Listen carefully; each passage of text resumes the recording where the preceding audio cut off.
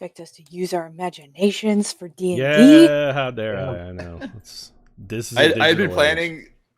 I'd been planning to like write up a fake like legal brief in support of our release or whatever, but I didn't have time to do it.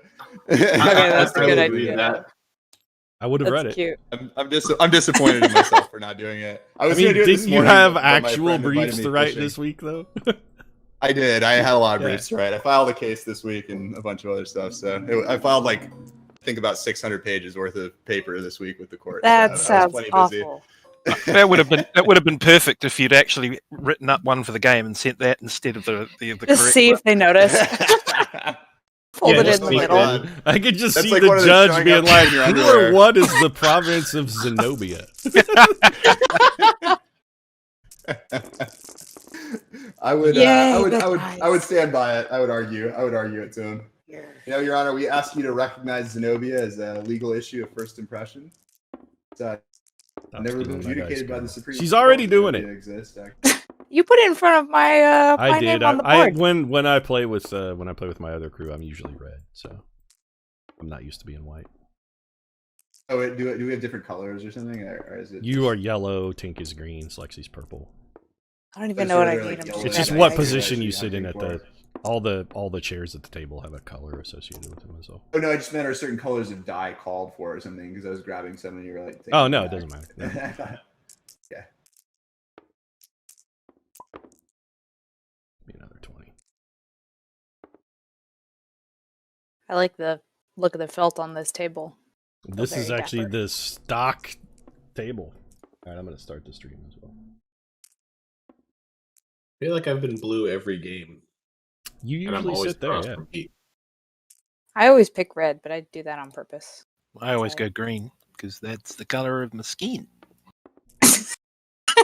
You don't have to be defined by your skin color there. If you Galapagos. Galapagos with the turtle racism, that's not okay.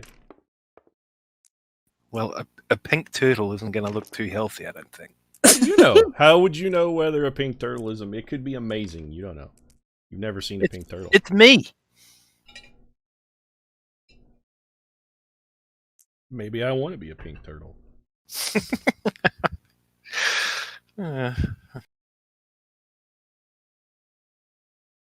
Okay, so you guys got hauled into the Hooskow. They secured your weapons when you were back at the square, if you recall. The rest of your stuff they did not take from you until you got to jail, at which point they processed you in, so they take away your armor and all of your things.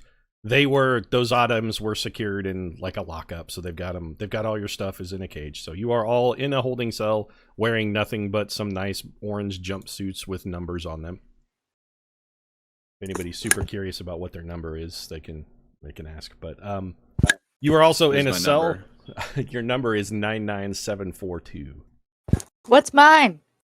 99743, oddly enough. Oh. They're just gonna Which one am I? You are 99744. Slexy, you're 5. Nice. Think is 6. You are in a magical cell that has been enchanted. If you look at the walls, there are like swirling silver runes that are inscribed in it, and all of your magical abilities have been suppressed while you're in here, so no teleporting or dimension dooring out of jail. You're effectively stuck and held. They toss you in here and said, the magistrate will see you in the morning. Try and get a good night's sleep. So there are 6 bunks in here and a bucket for y'all to shit in. And the jailer brings you a bowl. Everybody gets a bowl of gruel at dinner time after you're arrested, and then he's like, "Have a good night," and shuts the door and wanders out. Marty claims the top bunk.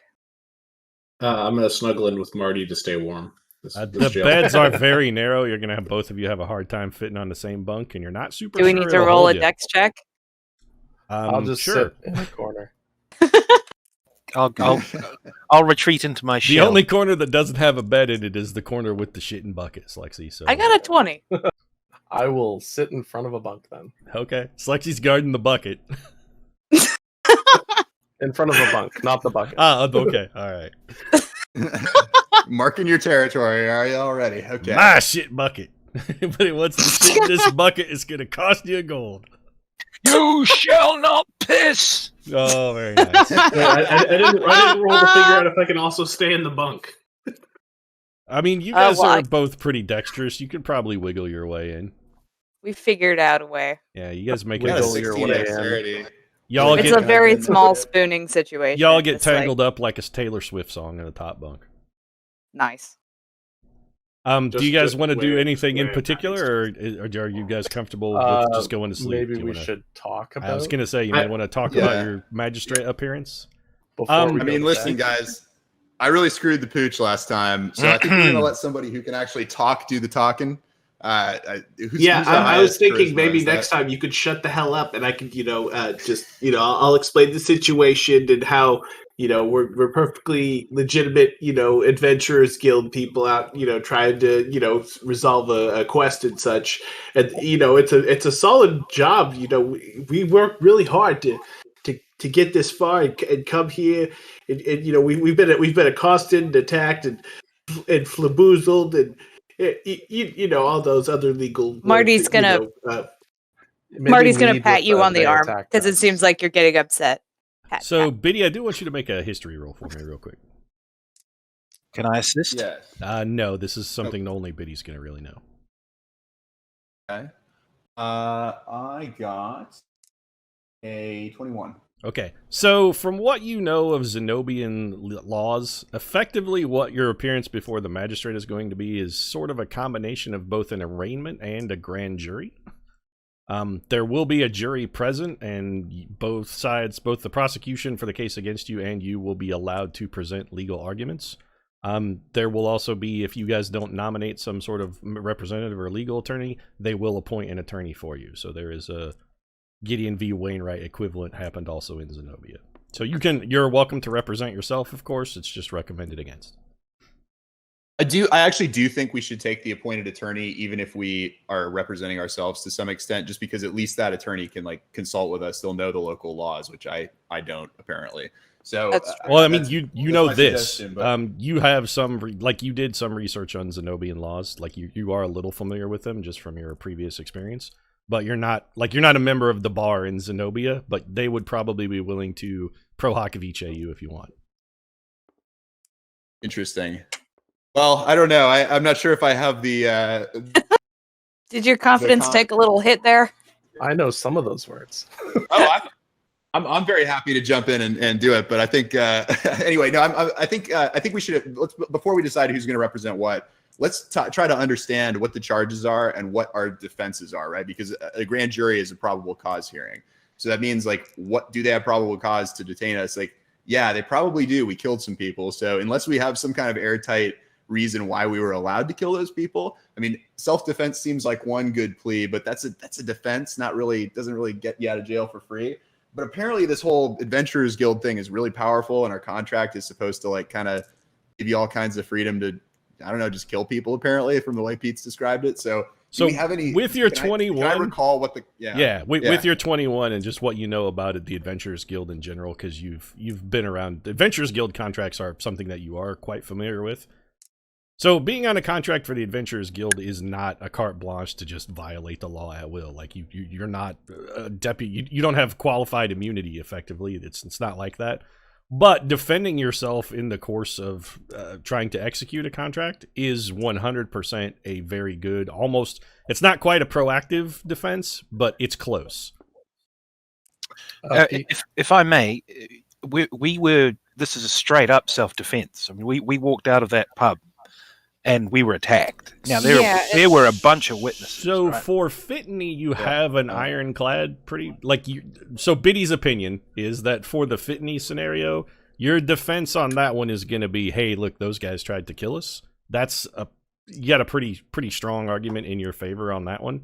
The going to kill the other two, though, when you chase them to the manor after they very much tried to run away, that's a little more difficult of an argument.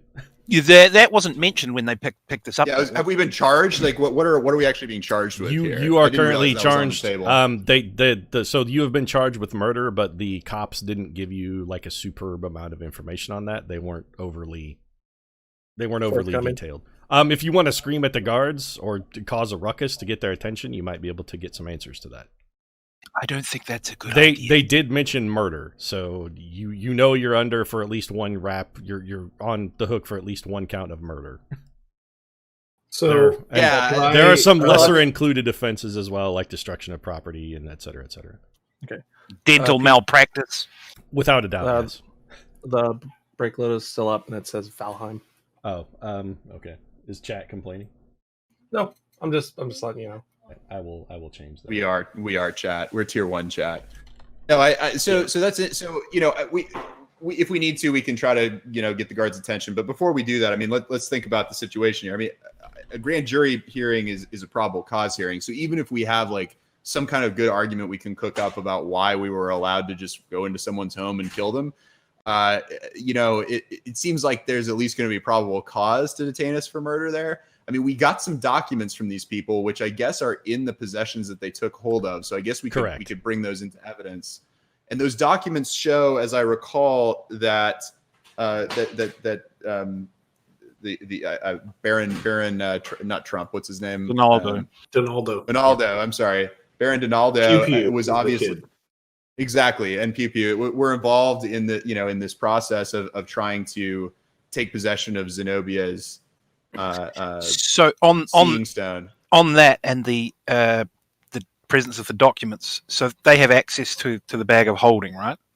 They do, yes. They took all of your stuff into it. So that unfortunately, also within that bag is the evidence of our breaking and entering. So that's not really going to help us. That's going to add to our woes. I think. So Biddy's opinion on the breaking and entering is that's exactly the sort of thing that an Adventurers Guild contract would cover.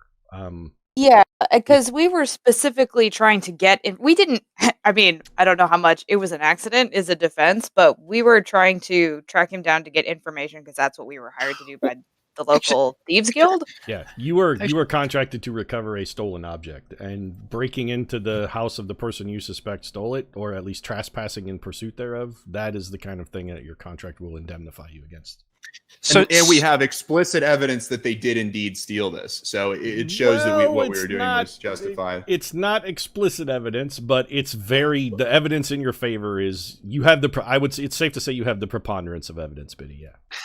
The other thing is, I imagine this sort of thing is quite common regarding the adventurers contracts, etc., and what it covers.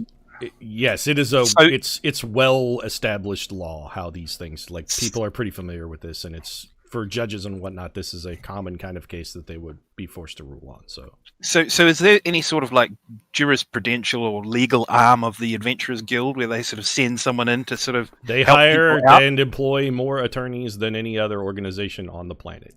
Something like 7 out of 10 attorneys work for the Adventurers Guild. They are supremely litigious. Right. If this works like the American justice system, where you can either hire an attorney or have one appointed, can't we just have the Adventurers Guild hire us one? I mean, shouldn't we have? You could certainly request. You could certainly request the Adventurers Guild. I think that's actually not a bad idea. Absolutely, yes. Yeah, they'll know the contract on that area very well. Consult with them on our idea. But I mean, we have straightforward self-defense against. I assume nobody cares about this or even knows she exists. The whole thing about the breaking and entering can be justified as part of the Adventurers Guild, and as Pete said, a preponderance of the evidence shows that we were doing what we were allowed to do under that contract. And frankly, if a preponderance isn't good enough, I mean, how can anyone follow one of those contracts? If you have more reason than not that you are going to find evidence of this stolen object, how could you execute the contract if you weren't allowed to pursue that? So I don't know. I think we have good arguments, but it might help to have the special attorney. So after Biddy establishes that, one of the guards saunters back in, and he's like, "Hey, need you to come with me." And that person points at Colonel. On your feet, there. Yeah, you fancy pants. Come on. On your feet. Let's go. If they question you, invoke your right to an attorney immediately and don't answer your question. Don't answer any question. Okay. Give do we have the right to remain resident lawyer a thumbs up. Do we know enough to know that we good don't luck tell the talk? Go ahead and make a history roll. Everybody can roll on this to see whether or not there is a Fifth Amendment equivalent in Zenobia. Rolling for the Fifth Amendment. Very good. Yeah. I mean, I rolled a 3. I rolled a 1. So, Colonel, Slexy, 16. You don't have any idea? 9. I hit an 18. 19 in total. I wouldn't. I lived in the woods. Anybody who got a 15 or higher knows that they do not have a Fifth Amendment equivalent in Zenobia. There is no proof against self-incrimination. You're not allowed to do that. Well, there's a difference between the right against self-incrimination and the right to an attorney and remain silent. So Miranda is separate from the Fifth Amendment. Miranda is the right to not answer the question until you have an attorney present. Okay, it doesn't mean you can refuse you to are answer it you are entirely. correct. You are correct, Biddy. So you do have a right to representation, but you don't get to just say no. I'm not going to answer your questions. Gotcha. There's But I no don't know. Miranda. Ask for a guild attorney before you answer the questions. Yeah, there's no Miranda rights available here. They did not Mirandize you when they brought you in. I'm gonna gracefully leap out of the bunk and follow the guard because I feel like so being Go ahead. I feel like tussling anyone at this point is just ill-advised. I mean, you're not cuffed, but you're just in an orange jumpsuit. You don't have any weapons, and this guard is armed and armored. So he's also chewing on the stub of a big cigar. He looks kind of burly.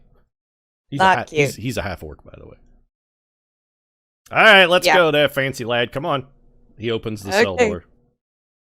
I walk out. All right, he takes you into a small conference room where there is a table and a cup of coffee, and he points for you to sit in a chair that's opposite the cup of coffee. He's like, the detective will be here in a minute.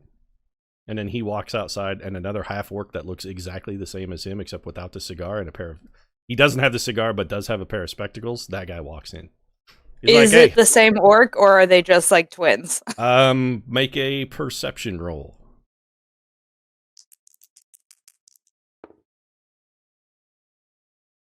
Is 18. You have advantage on this too because of you are an insightful fighter, so you get advantage on these. What'd you roll, a 19 there? That was a 19. Yeah, we'll go with 19. So you get like a 26. Yeah. Yeah, these guys are twins. You're pretty sure that this orc is the twin brother of the one that just walked out of the room. He's not a crazy guy that just like wears a cigar or glasses. He didn't go outside, spit out a cigar, and put on a pair of spectacles. No, they look very much the same, but there are subtle features around their face that are different. Like this guy has the other guy had a tiny scar over his left eye, and this guy doesn't. Okay, great. That's what you notice. So you're thinking, these guys are twins or brothers or something. They're probably related because they look a lot alike. Okay. So he walks in and says, "Hey, how's it going there? I'm Detective Dick. How you doing?" Well, it's been better, but yeah, I imagine not complaining. Cells ain't so comfortable back there. So, what's your story here, fancy lad? You guys said you had some kind of warrant or some shit, which the guys that brought you in said you were copping all kinds of legal bullshit there out there while they found you over some dead bodies. Just don't jerk me around here and tell me what's your story. So there was some confusion when we were detained, but yeah, do I get a lawyer for these kinds of questions? Don't I? Well, I mean, not for questioning. There'll be a lawyer at the trial for you. Sure, the local defense guys ain't so great. I mean, what do you have a lawyer? Do you got somebody in mind? I guess we can call him and get him in here. I mean, I would feel more comfortable that way, just because I'm not familiar with, Zenobian laws or anything, and I just want to make sure that I'm not digging my friends a hole, you know what I mean? Well, I mean, I gotta say, this kind of sounds suspicious, with the lawyer and up. It seems like if you had nothing to hide, you'd just be forthcoming and tell me, but if you want an attorney, I mean, you can go ahead and give me his name, and I'll see about rustling him up.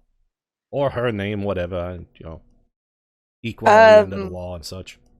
Well, just any lawyer from the Adventurers Guild I'd be comfortable with. They're all... well, if you're looking for an Adventurers Guild attorney, like, that ain't gonna happen tonight. Sorry, champ. They got a line. You're gonna be in jail for like 4 or 5 days if you're not gonna cooperate until you talk to an Adventurers Guild attorney. They're busy.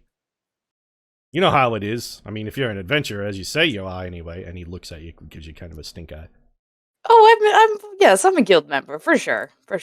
All right, then. Well, let's just say, are you going to make this easy, or are you going to lawyer up? Because, look, I mean, you to be honest, you strike me as the adventuring sort, but I feel like if you could help us out, maybe we won't even need to talk to an attorney. Maybe we can just get you out of here.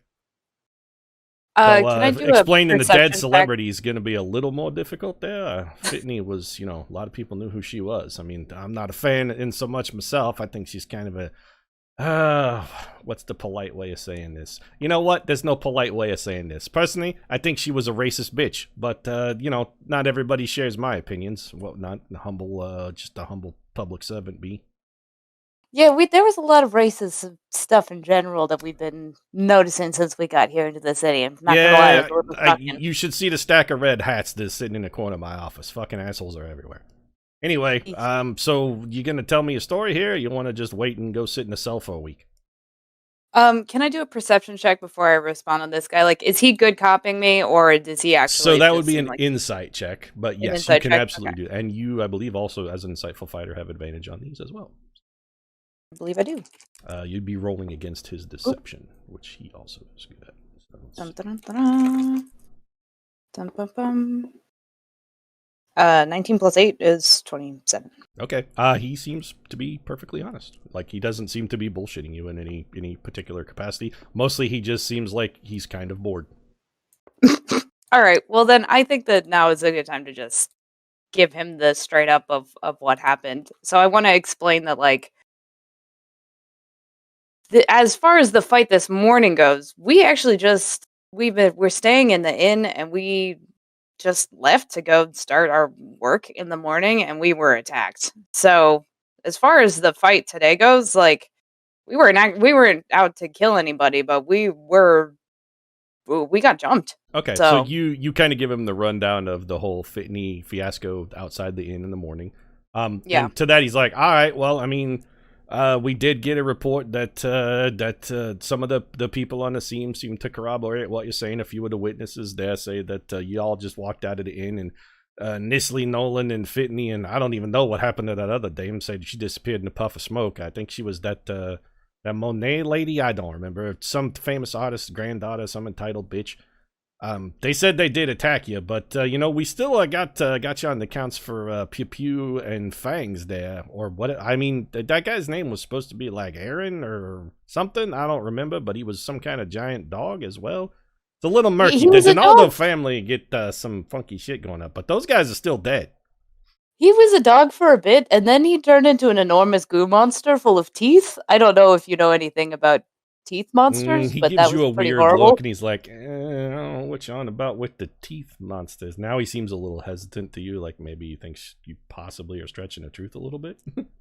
So I'm gonna not continue down that route, but I'll say, look, so that part, we were actually hired by the Thieves Guild. We were investigating a stolen object, and so we had gone to a rally to try and talk to Pew Pew because he was one of the suspects that the Thieves Guild directed us to go, see if he was involved in the theft of this object. And so we were following him because he was didn't really feel like chatting with us, and yeah, again, the whole fiasco with him, we were sent by the Thieves Guild, and we were under contract with them. So I don't suppose you got a copy of that contract anywhere then, do you? Do I? I don't know if I do. You were given a copy when you signed it. I believe Biddy had maintained it, so it would be with the rest of your possessions. Okay, yeah. So then I'll tell him it's with my gear. I believe. All right, well, we'll have somebody look into that then. I mean, I don't know about whether or not going to recover a stolen object entitles you to be killing rich people, though. That was absolutely an accident. That was accidentally killing a rich guy is still a crime, though. I don't know if you want to. I mean, I'm not going to argue that point with you. He's making a note of you saying you accidentally killed him. He makes a. I mean, I don't think we could construct any kind of argument where he didn't. We're the only ones there, and he is dead. So over. Biddy's just look. If someone happened to have killed him, then it wouldn't have been us. Look, all I know, Biddy right now is going into. I wish I was defending this affidavit because I'd be objecting all over. He said the affidavit defense I didn't do it.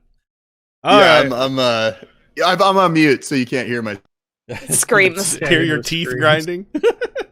Marty's a very forthright guy, and Marty didn't kill him, so. All right, then. Well, hey, I don't like where this is going. The Colonel has a point there. She's like, hey, I didn't kill anybody. Don't you stitch me up. I you confess to it nonetheless, though. Technically, Colonel, Galapagos did kill both of them. That was Technically, I said non-lethal damage for like 8 rounds of combat, so... All right, then. Well, we're gonna...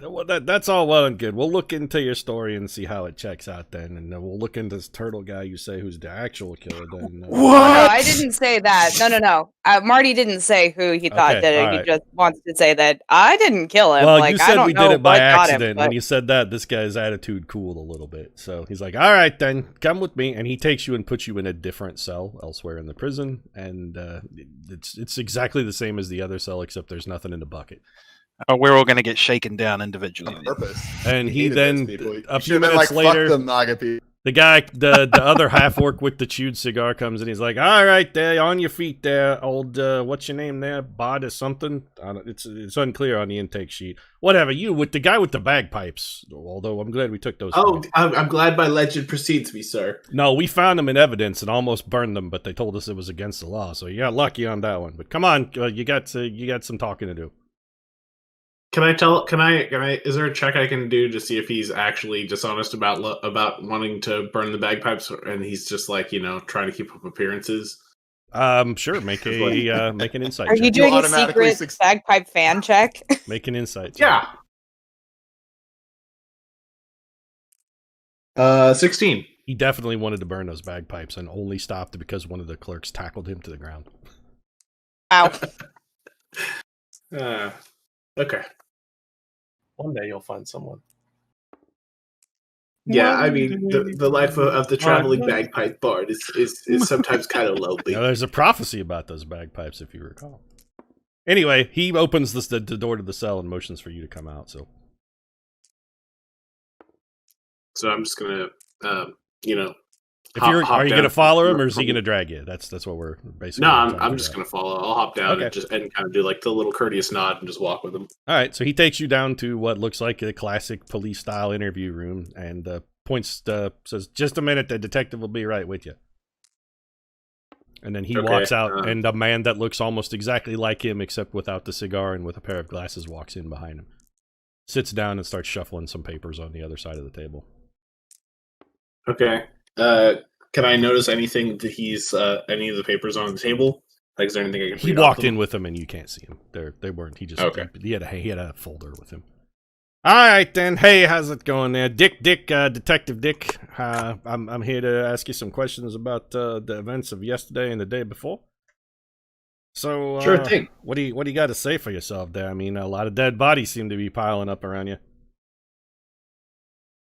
Well, I mean, I believe one of the matters you may be thinking about has to do with that red cap pew pew Donaldo kid, and I think he was already. We ain't got no red caps around here. There ain't no fae in these parts. Oh yeah, the red beret. Oh, the meta. Okay, gotcha. The meta jacks. Yeah. Okay. All right. Yeah. Sorry, you said red cap, and immediately it got my hackles up a little bit. I hate those fuckers. Red caps. Yeah. Red caps are. Yeah, but I mean, he was Zenobian, so he was already undead. So I'm not sure how he'd be a dead body. But continue. What did Martinique have to say? I mean, I'm more interested in what you have to say here, champ. So, give me a rundown of the events. How come I found you standing over the corpse of a dead woman, and we got reports of you having killed 2 other of the Donaldo family there? What do you got to say for yourself? So we came out of the inn in the morning, to do our Adventurers Guild work, which I know you've seen. I believe in our evidence in the things you seized from us. I ain't had time to read all that. Why don't you fill me in? Okay, well we came here from Dragonmyrth on an Adventurers Guild contract. We were working with Zenobia to recover her. Oh, that a fact. Working for the Zenobia herself. Hey, all right then. He makes a note. Yeah.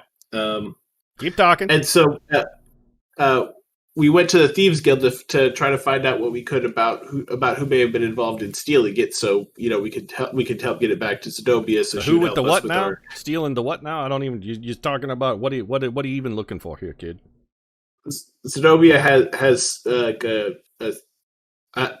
with Barnatos, I just say it's a crystal ball of some kind that's important to her. Yeah, you know exactly what it is. It's a crystal ball. Yeah, it's her crystal ball. It's very important to her. So your story is you're working for Zenobia because somebody robbed her. All right, yeah, sure, okay, kid, keep talking. So then, we went down to the Thieves Guild and met with, was it Bethany? Bernice was the name of the thief. Bernice. Okay. We met with Bernice, and she had information about who may have stolen it. So we were following up that lead. Right. So and, you're working for Zenobia to recover a crystal ball because somebody robbed her tower. And then you went to talk to the leader of the Thieves Guild to see about getting that back. You, this guy, 6th level bard, writing into it. Okay then. Yeah. Okay. Keep talking. What happened then? What happened? Can I read him to see if he's believing me or if he's just sure, like, this guy's nuts. Make an insight check. All right.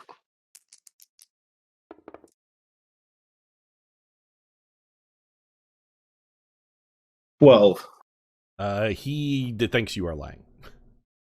Okay. He seems incredulous of your story. Okay. Where did I leave off? Oh yeah, Thieves Guild. So then, we went to find out about Donaldo's little bastard pew pew. So we ended up. I mean, I don't think the kid's a bastard, but wait, do you mean like pejorative? The guy's a bastard, or do you mean like he was born out of wedlock? There's going to be like an earnest wink as the response. I think you understand what I meant. I mean, you can just say he's a bastard. The guy's a fucking bastard. I'm glad he's dead. I'm just, it's still against the law for you to kill an asshole. So you went to his house and killed him, right? That's what I got then? That's what I'm getting from you? I mean, we were trying to investigate, at the property what we could find out about, the stolen crystal ball. So then, we were going to look inside the house, and one thing led to another, and he decided he wanted to, come tussle and bring his teeth dog, the fang, or whatever he called it. It was pretty ugly. It looked a little bit like that gristle that you chew on for a long time to keep your jaw moving when you're just sitting there with nothing to do.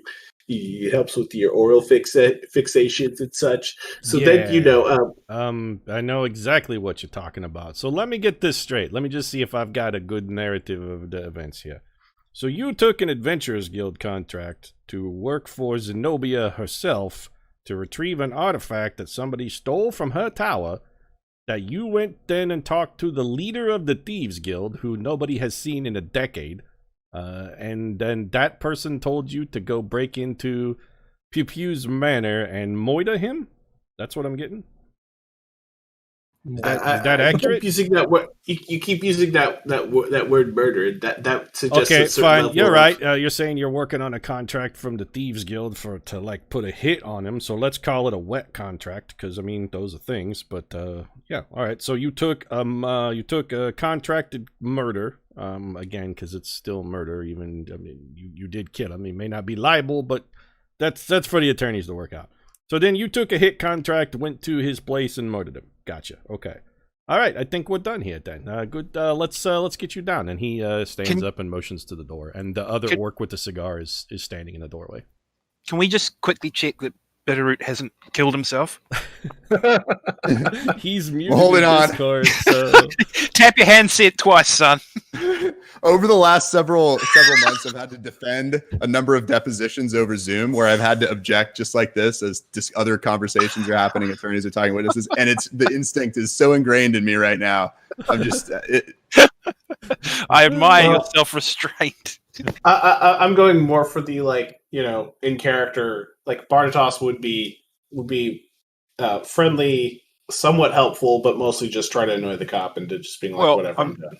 I mean, we're not even halfway through the whole party. On your feet here, champ. Come on, I ain't got all day. The guy in the doorway is yelling at you.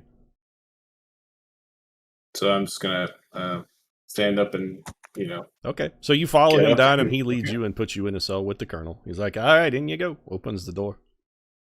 Then he shuts it Hey, once bud. you're in the cell and wanders off. How'd that go? Well, that was, you know, he was asking a lot of things, and I don't think he believed that that you know, we fought that pink, you know, gelatinous, like chewing teeth dog thing, and you know that. So Slexy, you and the orc with the cigar comes back. You guys are chatting in the cell. The orc with the cigar comes back, and he's like, "All right, there, Furbog, let's go." Okay. I hope he's on the toilet. He motions you out. Are you're hopping up to follow? Yeah, I'll just slowly get up. Okay, he takes you down to what you recognize as a classic sort of interrogation room for the police, and he's like, "All right, have a seat there." Points to the one which doesn't have coffee. Okay.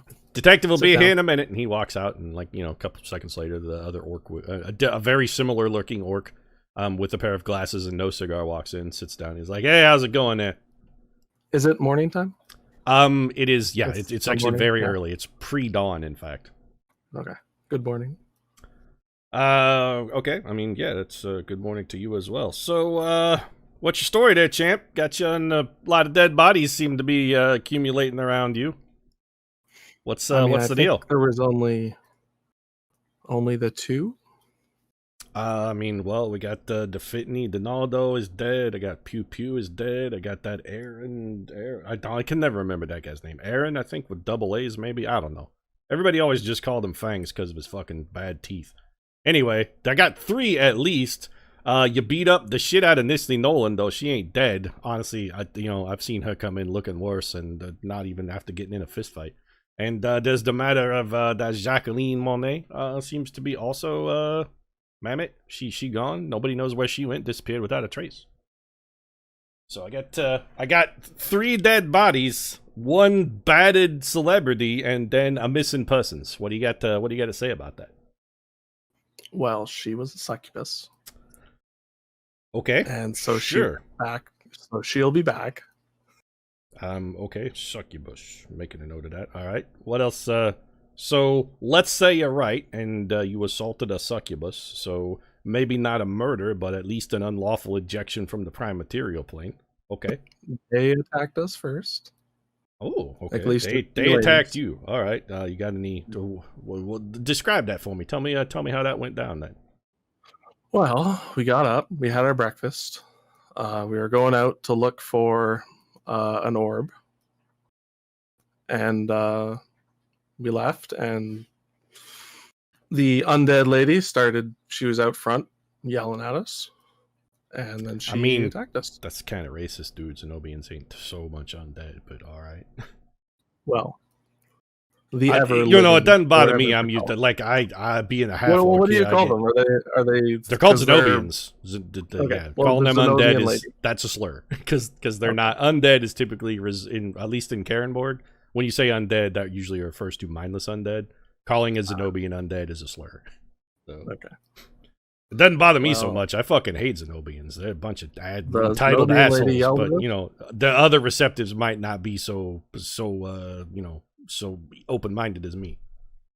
She started yelling at us, and then she attacked us, and her friends popped out and started attacking us. Gotcha. So you're saying that the Pew Pew, Fangs, and Fitney, along with a succubus who was pretending to be Jacqueline Mamet and Nisley Nolan, local celebrity drunk, after you walked out of your inn, they jumped you, and then you killed 3 of them. No, the other guy...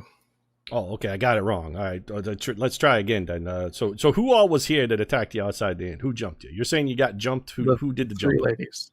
So that's Fitney, Nisley, and Jacqueline? Yes. Gotcha. Okay, so those 3 ladies, they attacked you, and then you beat the shit out of them and killed one, right? Well... I mean, I saw the scuffle. Y'all was kind of banged up too. There was scorch marks on that one dude's robe. So I mean, I'm just trying to get to the bottom of the matter. I'm not accusing nobody of nothing. I prefer the term "we helped her pass on." Make a perception check here, Slexy, real quick. Or rather, insight. I'm sorry, insight. You got a 4. Oh wait, where is she? It's like it's low. You can add It'll be like a 6 your wisdom bonus at that at least. Oh wait, no, 6, 4, 10. Okay. So with the 10, well, let me see what this guy gets because he's actually pretty good at this. Okay. Yeah, you kind of get the feeling that he's actually on your side a little bit. He seems like he's just trying to understand and help you help yourself. Okay, got that. So then, how do we explain this this thing then with the Pew Pew and the other one, Fangs or whatever? Okay. The tooth. So I'll go back to the. I'll be like, we took a contract in what was the city we started in? Pete? Dragonmyrth. That's the biggest city on the planet. Yeah. We took a contract in Dragonmyrth because we were overdue. Okay, a contract to do what now? To go find someone. Gotcha. But so what? Find them. It's a missing persons contract. Kind of, not really. Well, I mean, specifically, what'd you take a contract for? I mean, we can check with the guild on this. Technically, they're a god. Right. Okay. So you're supposed to find the god. I thought it was weird too. Have you ever heard of Roy? Roy?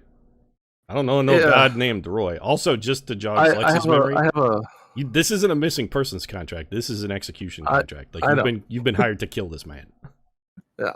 You should like if your desire is to be honest, you should tell them that.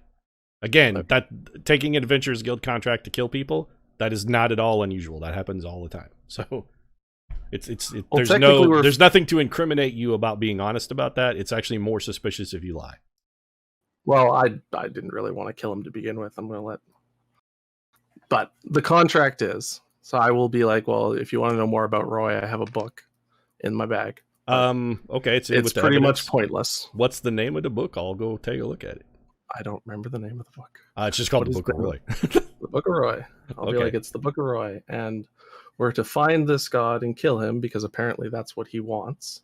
Okay. All right. That's fucked up, but okay. I'll make a note. So you're on a contract in Dragonmyrth to kill a god.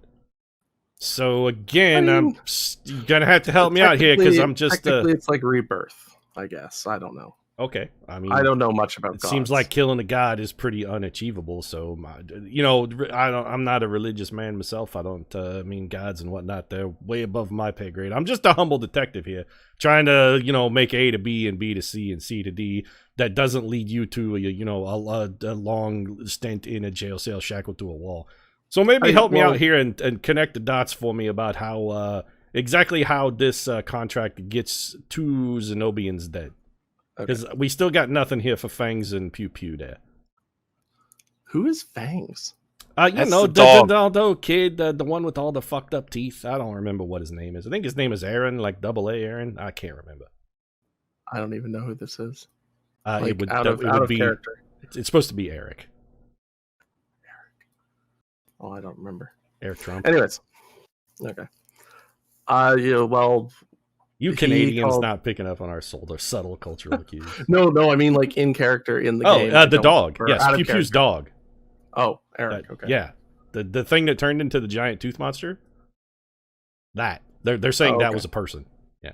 Oh, okay. We were sent to find and kill this person or whatever. I don't really. So you had a contract it was a weird kill contract. These guys? No.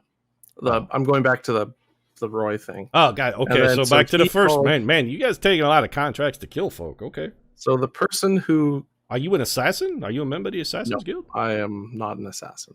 I mean, you didn't seem the I usually try not to kill people. I am a cleric. I do the opposite. Wow. Okay. And who's your god again? Let's not get into that now. All right. I mean, that seems suspicious for a priestly sort, but okay. He raises an eyebrow a little bit at that. Okay.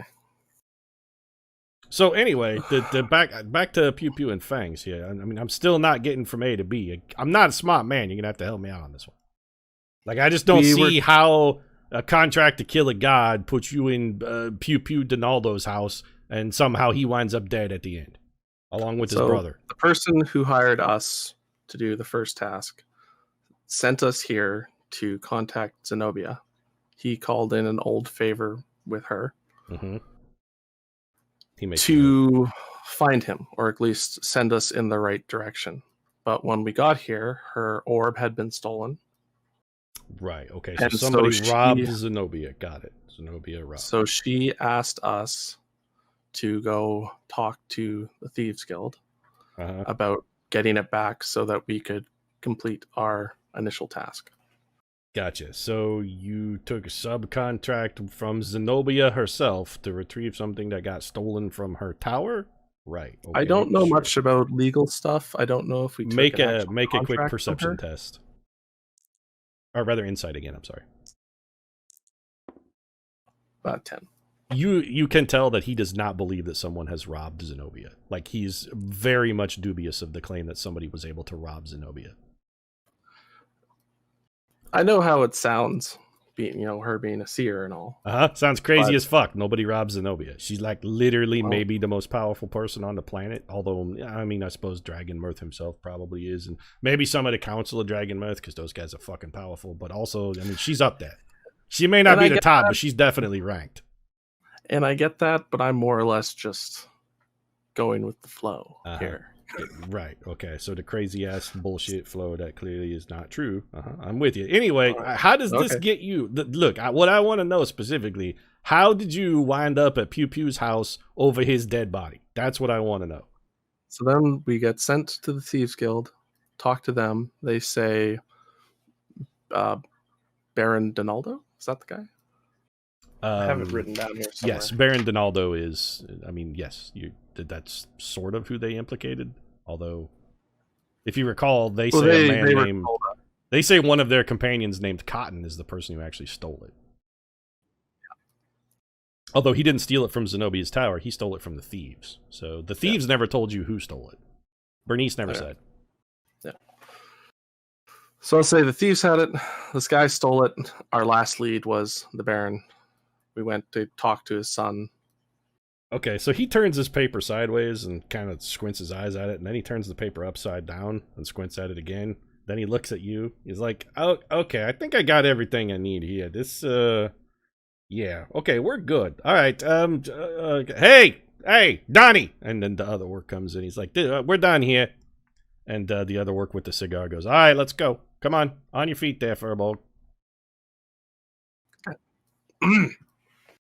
And he takes you down to the cell with the Colonel and Silk are in there. He's like, "In you go." All right, so Slexy, cooperate? Yeah, cooperate. Okay, so you're hot. He throws in his cell and shuts the door. He's like, "All right, be back in a minute," and he wanders off. Tink. You're in the cell in the same work. He's like, "All right there, Turtle Man, it's your turn. On your feet. Let's go. I'll be back for you in a minute there, fancy lad." He's looking at Biddy when he says that. Pouring myself a beer to steady my nerve. He opens the door to the cell. He's like, "Come on, let's go." He's hooking his thumb at the... Yep, absolutely. Right, so you follow him down, and he takes you to an interview room. And now, did you have a seat? Detective will be in a minute, and then he shuts the door. You said that all magic is suppressed, yeah? Are you going to try and cast a spell? I'm just trying to remember what you said.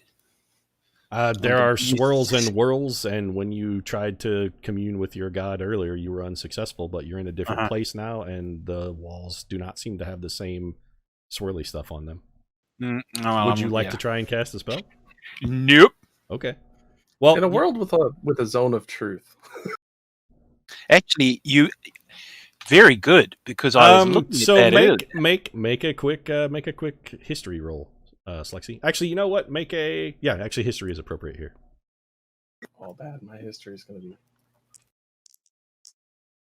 I think you can 6. Make one too, since you actually know this spell and are thinking about it. This is appropriate for the clerics. Okay, Slexy, you're not sure why they're not using stuff to compel the truth, why they are not doing that with magic. It doesn't make sense to you that they wouldn't. Tink? 17 plus 4, 21. You know it's against the law for them to do that. It is against the law to compel testimony in Zenobia from anybody. Oh. It is against the law and you rolled really well, so you know why. Because you can compel falsehood with magic as easily as you can compel truth. So it is actually forbidden to do that in Zen. You cannot use things like Zone of Truth. None of that is... You can't cast magic in a courtroom or use magic in a courtroom simply because it can be used both to get to the truth, but also can be used to make someone lie, or even to ensorcel someone so that they think they're telling the truth while they are in fact giving false testimony. Ironically, just questioning someone can be used in all of those ways too. But anyway, that's true. But one of those things is more. Well, I guess you could make an argument. Maybe not the ensorceling part, but yeah, sorry, I'm just kidding. Okay, so you're pretty sure that's why there's no. So if you want to try and cast a spell, Tink, you can.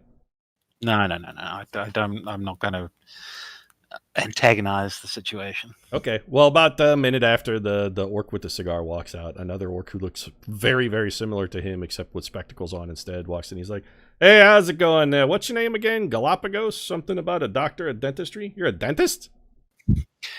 A general medical practitioner. Okay. Well, and, I mean, if you don't get sent up to Creek, they don't send you up the river for 20 years. I did see about it. I got a bicuspid here, and he points to one of his fangs that's pointing out. He's like, "It's been hurting me. Maybe you can do something about that. We'll look. If you don't wind up in jail, come look me up." Anyway, my name's Dick. I'm Detective Dick, and I got some questions for you here. So let's see if we can get you working on my teeth instead of rotting in prison for the rest of your life. What's your story here? How'd you wind up in my jail there, Doc? So, do you want me to go through it in the voice, or other, things that we've already gone over? Because I'll basically just say the truth and tell them how we got to where we are. Great. You're going to tell me the truth about how you got to where we are. Let's start with how'd you get to here. So first off, I got you with like 3 dead people and then 2 disappearances. Well, 3 dead people, 1 disappearance, and what appears to be an assaulted celebrity. How'd that happen? Doesn't seem like a dentist would have much call for beating up, has-been celebrities outside of a bar. Although with Nisley Nolan, I mean, I actually, you know what? That's not that far-fetched. Explain the dead lady instead. That's probably more important. Outside the restaurant? In the square? In the square where we had our last fight. Sure, start with that. If that's where you say, yeah, that one. We exited the building and were attacked. And defended ourselves appropriately. Gotcha. There were several witnesses. So your claim is that Nisley Nolan, Jacqueline Mame, and Fitney Donaldo decided they was just gonna jump you in a town square for no reason, and you was just an innocent bystander, and you defended yourself. Their reasons were their own, but that's true of pretty much every person on the planet. We had never met them before, and they attacked us. Gotcha. So you have no idea whatsoever why they might have wanted you dead. I believe one of the attackers is related to someone that we pursued from a rally within the town square. Gotcha. And that would be Pew Pew and that other kid's brother, whatever his name is. I don't know. It was never a brother. It was a dog when we were in the square. And right. Gotcha. Okay. So a dog. You killed a dog? And the dog's master. Fangs, I think its name was. Fangs. I mean, sure. Okay, let's go with that. A dog named Fangs and Pew Pew, and you killed those guys. So you're saying the dame outside the inn who attacked you with the celebrity and her friend who nobody can find was an attempt to avenge your murder of Pew Pew and Fangs. Have I got this straight? Not quite. What happened was we pursued Mr. Fill me Pew in on Pew. what I'm misunderstanding here. So we pursued Mr. Pew Pew, who fled in apparent. Gotcha. So you was chasing him through the street before you murdered him. We found him at his residence. Now wait a minute. A second ago you said you pursued him. Okay, I want you to make an insight roll, Tink. For sure. I've got this guy on the ropes. We're going to spend the rest of the campaign in jail. I love how like, who the hell said honesty was the best policy? Oh, everyone shit. is just singing like canaries. Everyone's just adding more and more details every time. It's going to make it easier for you, believe me. So that's what was it? Insight, sorry. Yes. So 8 in total. Okay. Oh no, 9. Gotcha. Okay. He seems like he does not believe you at all. Well, that doesn't surprise me. Yeah. But anyway, I carry on and carry on singing in legal parlance. Apparently, yes. So we pursued him to his. Okay, so now we're back to pursuing. Okay, so hold on a second here.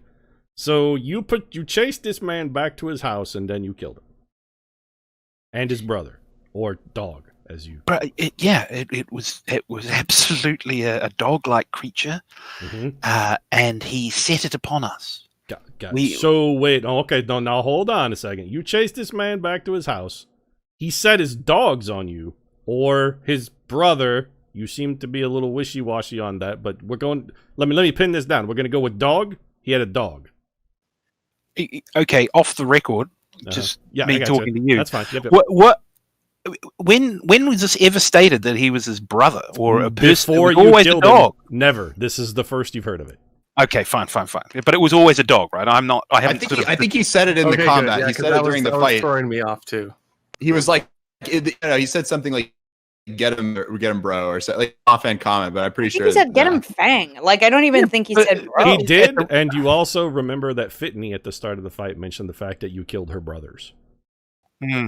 But the thing is, it was he wasn't at the rally. He was a dog. He was. Yes, correct. He leapt out of the window. There was a dog with him, yes. and then turned into he turned into a giant bubblegum shaped gnashing tooth monster. Yes. Yeah.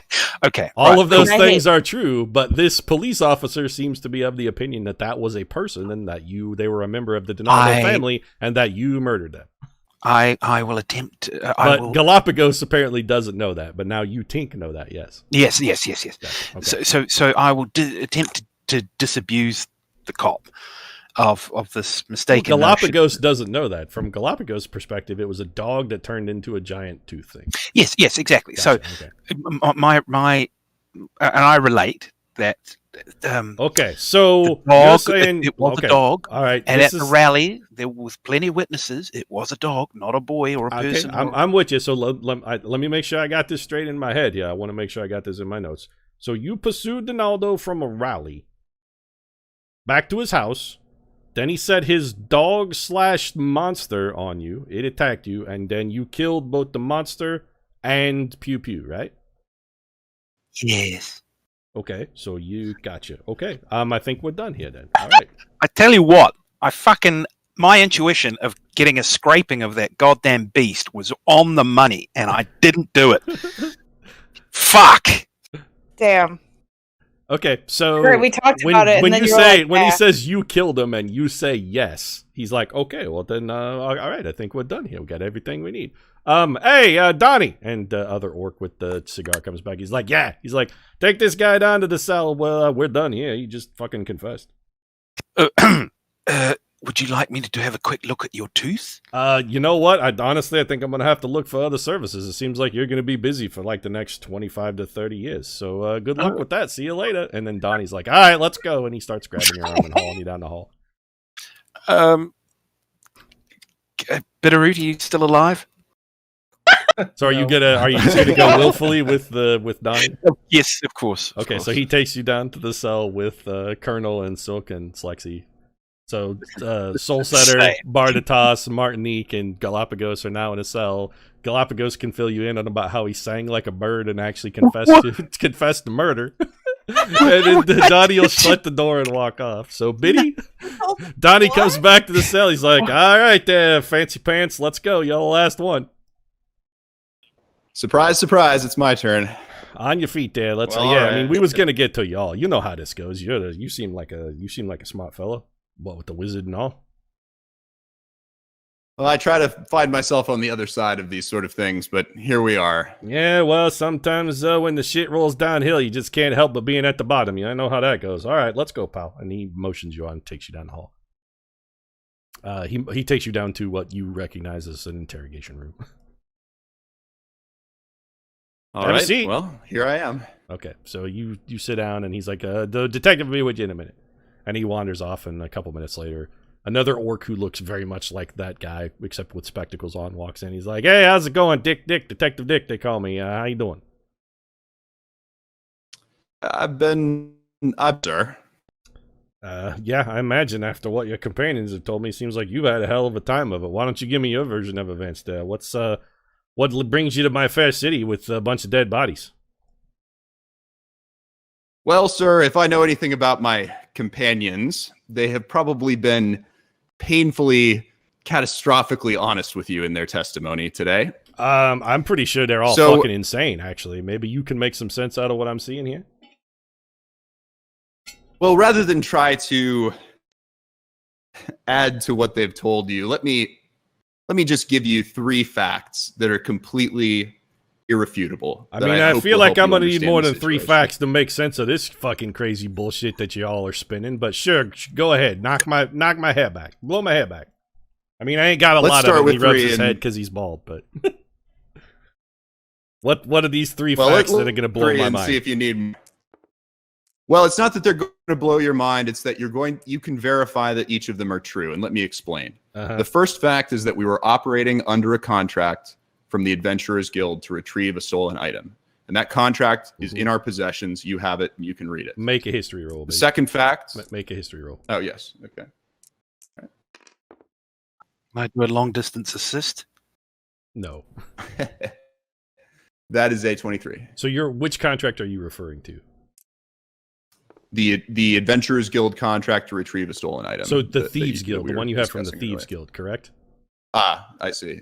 Sure. Gotcha. Okay. I thought it was in the Adventurers So you may want to... So you mentioned it. You're like, just to clarify, I'm talking about we were under a contract with the Thieves Guild.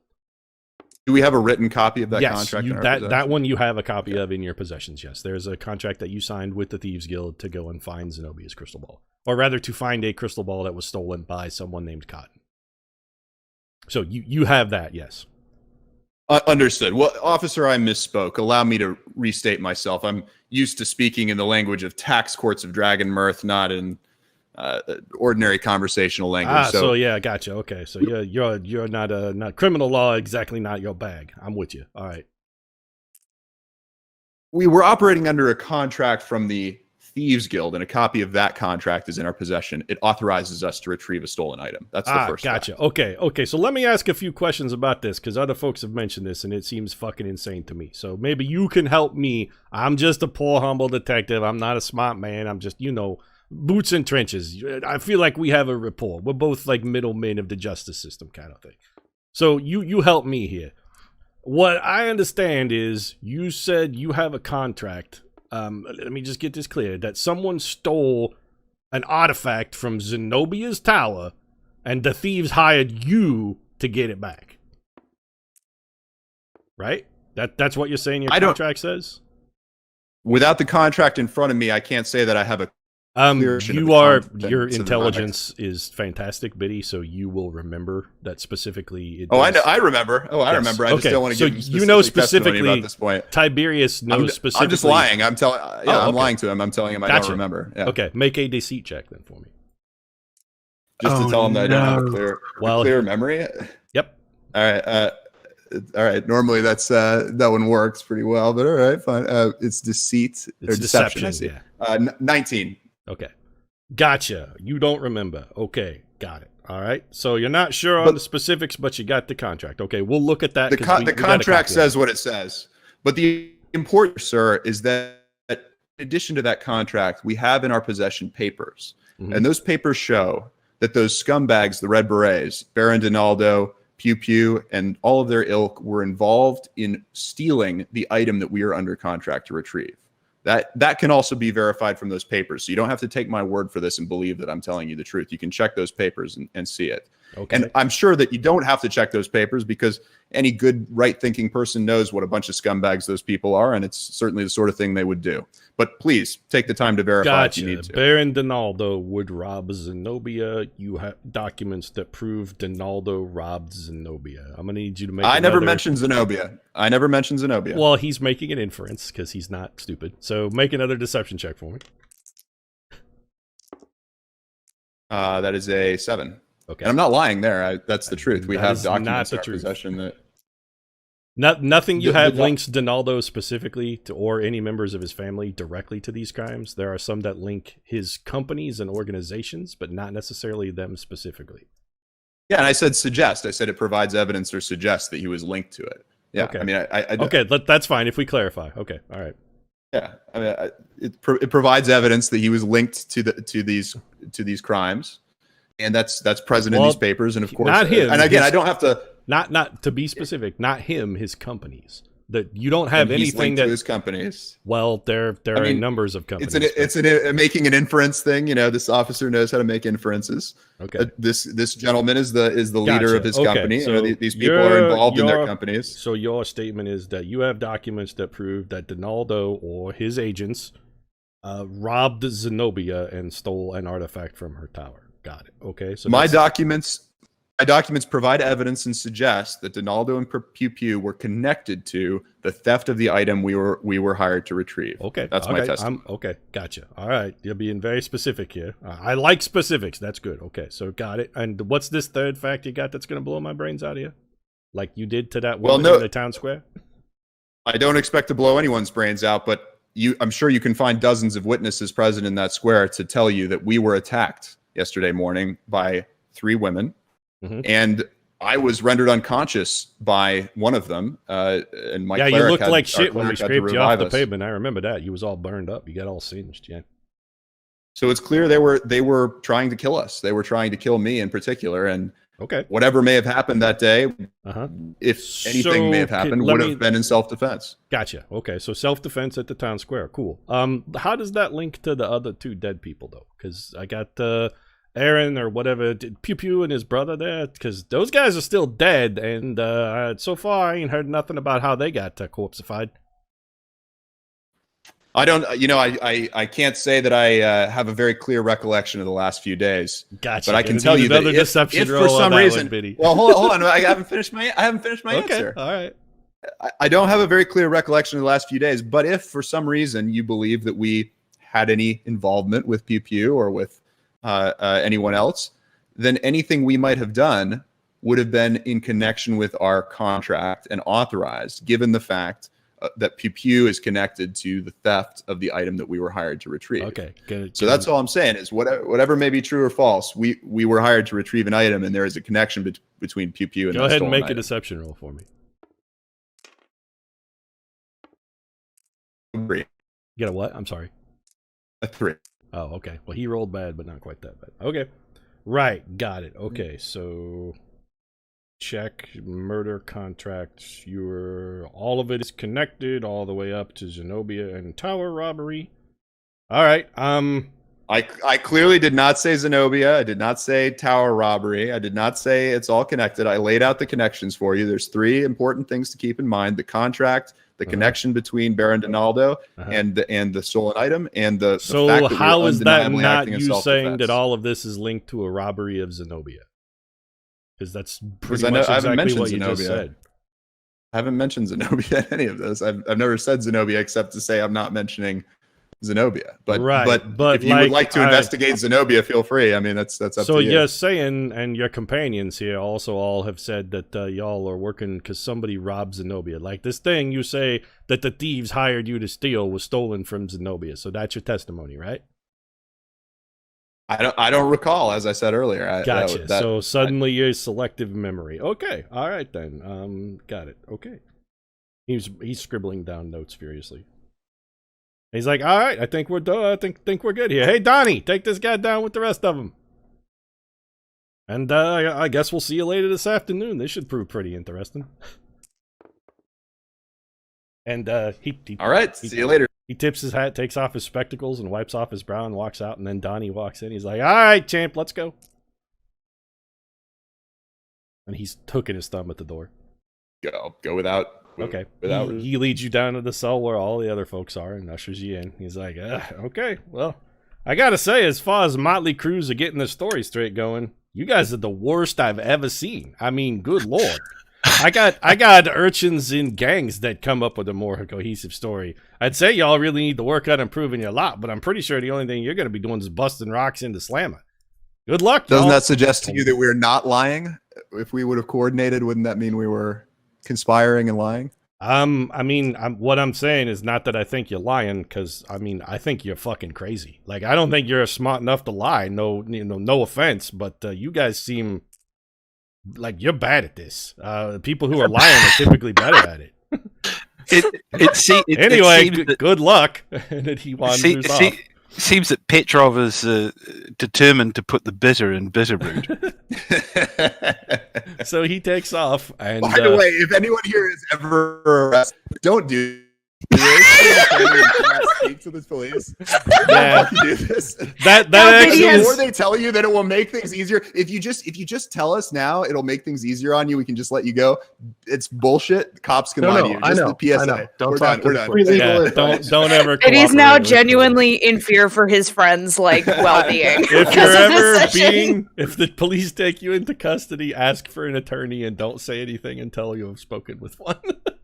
Yeah. Well, I've been detained a couple of times, and I can be extremely sincere when I need to be. Yeah, and by sincere he means white.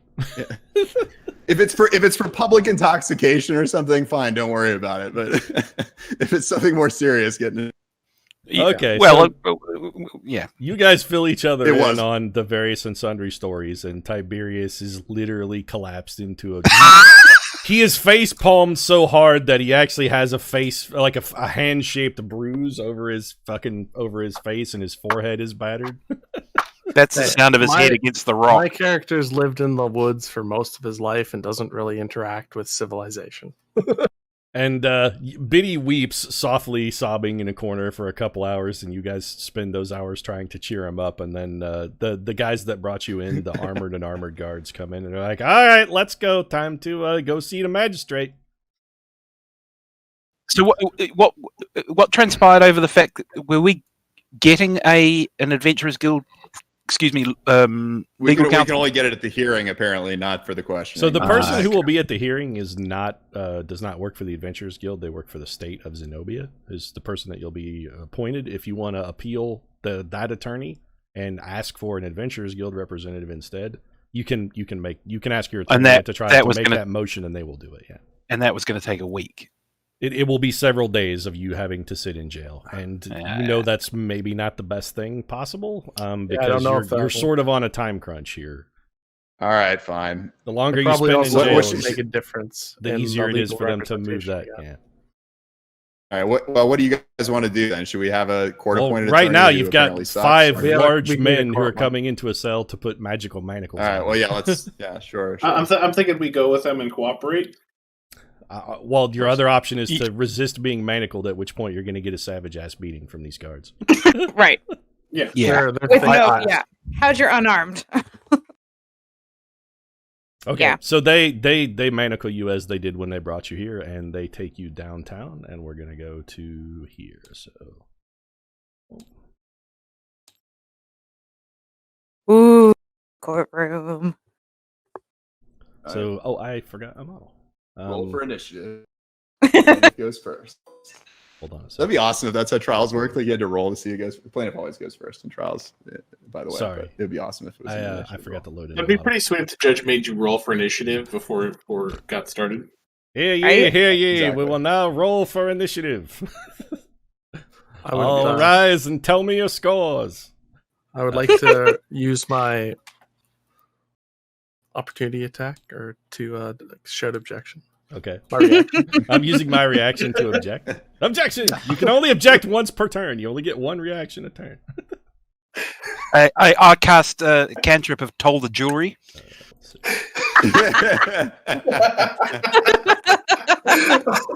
Colonel, Ink, Silk, Lexi.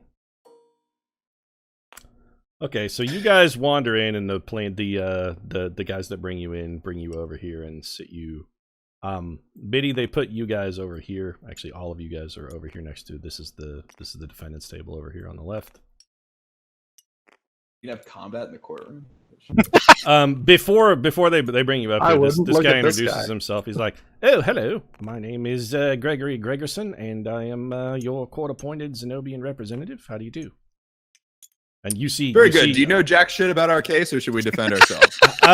Well, I mean, I have got some notes here from the detective, and I have to admit, a bit confused because your story is all over the map. You guys don't seem like you know the shit from Shinola, to be perfectly honest with you. I'm a little confused. So Shinola is a boot polish. What do you guys have any? I mean, I'll do the best I can, but you guys have any shall we say directives? What do you want to do? Yeah, maybe like read the evidence that I mentioned repeatedly in my questioning. I mean, I've looked at it, and I haven't had time to go through all of the 10,000 pages of documents that you had in that bag of holding. There's a lot of shit in there, but in general, can I give him my whatever notes that I took? Yeah, tell me. Tell me what you want him to know. Just like tell him what you want him to know. Just give me. He hasn't got any. I don't have a faint whiff of Roquefort around his mouth or anything like that, right? He didn't help himself to. Oh, the cheese. He better not. Tell me what you want him to know. You cheese bandit. No, I want him to understand, A, that we have a Thieves Guild contract and what it authorizes us to do. And I want him to... Okay, he is familiar with the contract and he has read it. Okay. I want him to understand whatever I've gleaned from the documents that we confiscated from Pew Pew. I want him to understand what I believe those documents show. He says, I will take your word for it, even though I haven't had a chance to review all of the documents.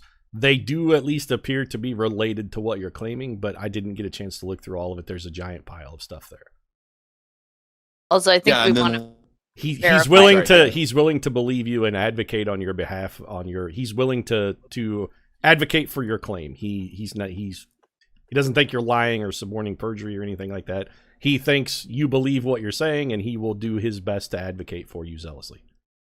Should we just have somebody else do the advocating? I mean, is this guy any good? Like he gives you his bona fides. Make a actually, hold on a second. I'm not really sure what. It's not like that guy and my cousin Vinny. Sort of when he gets up to say, he goes, I mean, Joe Pesci got him off, He did.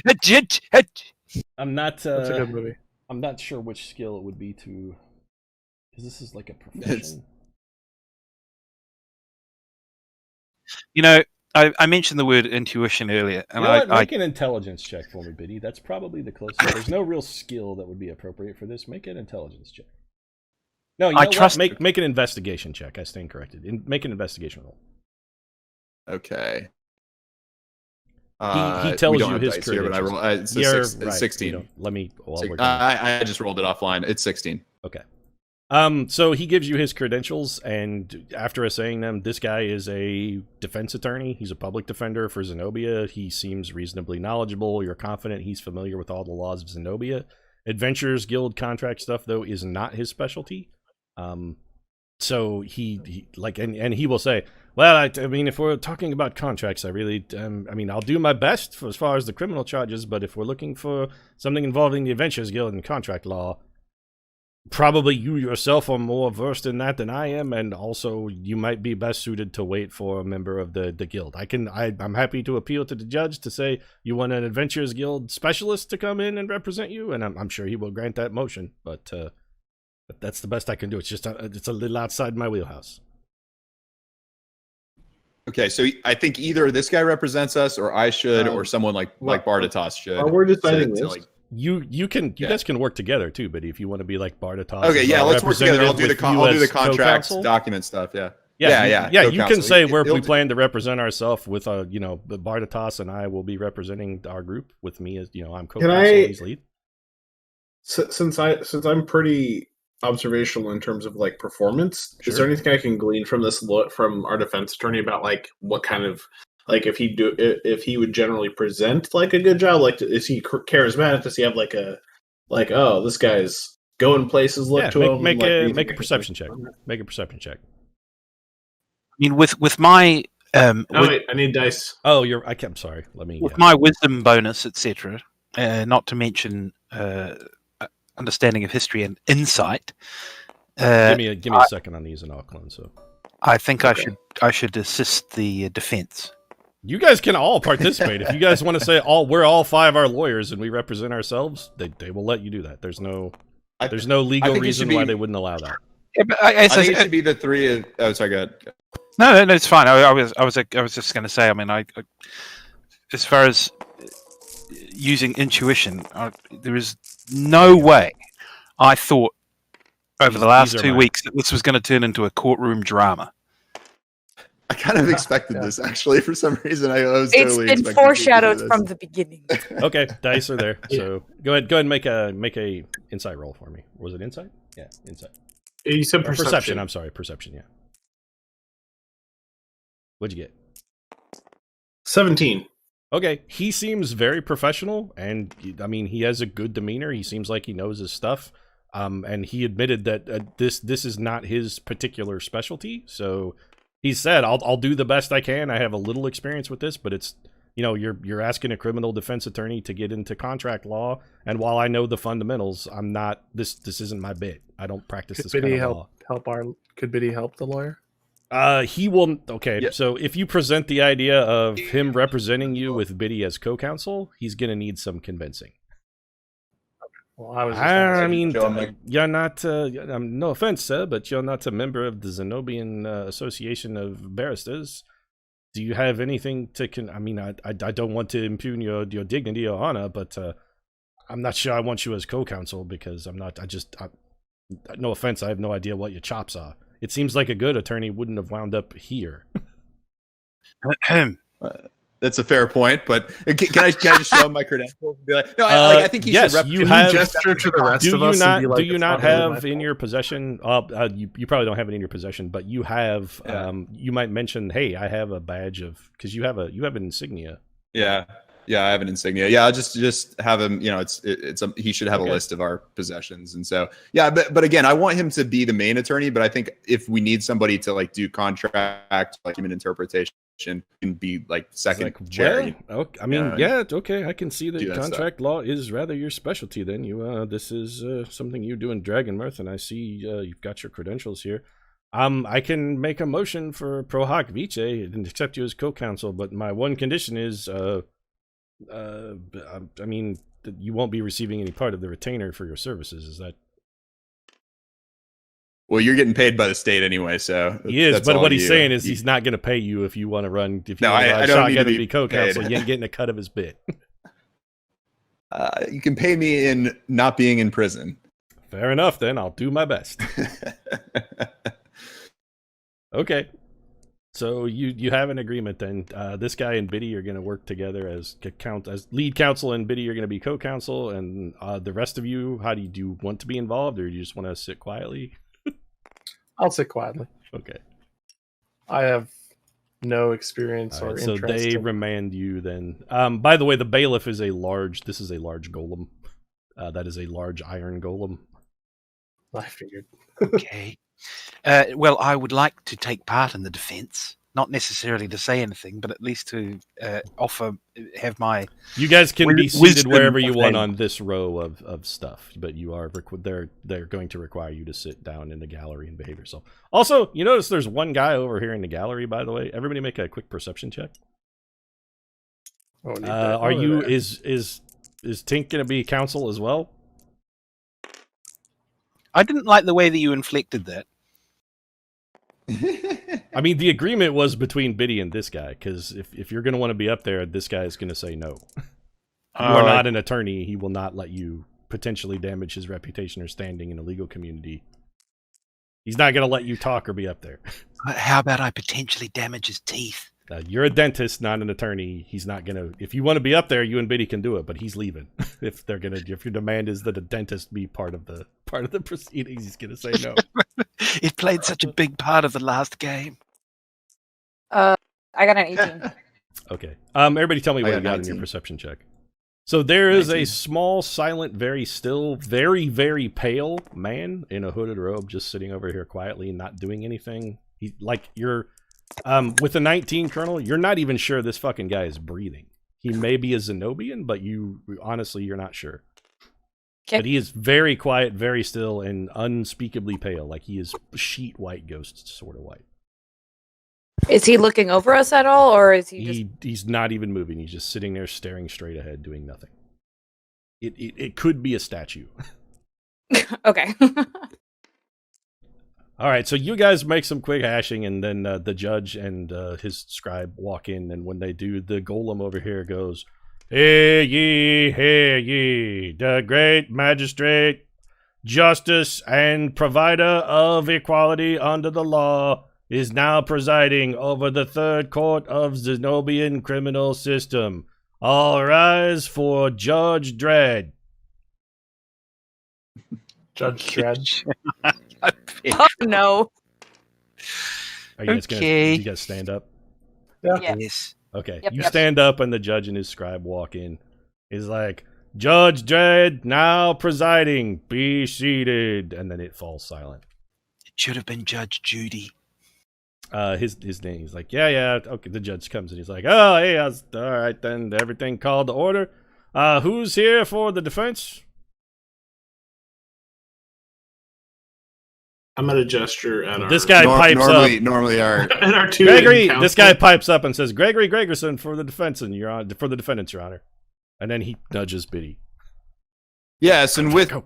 him is Grand Arbiter Tiberius, Submagistrate, 4th class, the 17th, with third distinction in the tax sub. There it is. The judge looks bored. He's rolling his eyes at you. I'll cut it short, Your Honor. Yes, I'm here and ready to proceed. Very well then, and I noted that you also are one of the accused.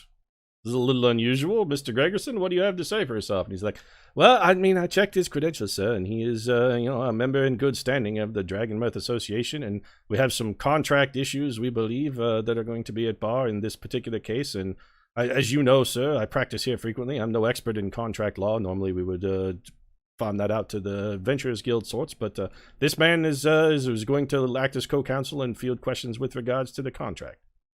And then the judge goes, scratches his chin and looks up at the ceiling for a minute. He's like, very well then, so do we have a motion for Pro Hoc Vice? And the guy's like, yes, actually we would like to have him admitted for this particular case, Pro Hoc Vice. And the judge is like, so ordered. He slams his gavel down. And for the prosecution. And at this point, this guy pipes up and he's like, yes, Dersherson here for the state, sir. Very well then, Dershi. Let's proceed to arguments. It appears that the defendants stand accused of 3 counts of murder, 1 count of assault and battery, and 1 count of removal from the prime material plane. How do they plead? And Dershi looks over at you, or Gregory here looks over. He's like, "What are we going with? Like, not guilty, right?" Yeah, you're the fucking defense attorney, but yeah, that's what I was gonna suggest. He's like, "The defense pleads not guilty, Your Honor." Very well. Also noted, scribe. And this guy stamps something on a book of paper. He's like, very okay. Then I guess we'll proceed. Opening statements then from the defense. Actually, sorry. Opening statements from the prosecution then. And this guy steps forward. He's like, yes. Very well then, sir. Well, what we've got, it appears that these men have come to our fair city and under guise of some bizarre conspiracy theory wherein the Tower of Zenobia was robbed by Donaldo and his corporation agents and family.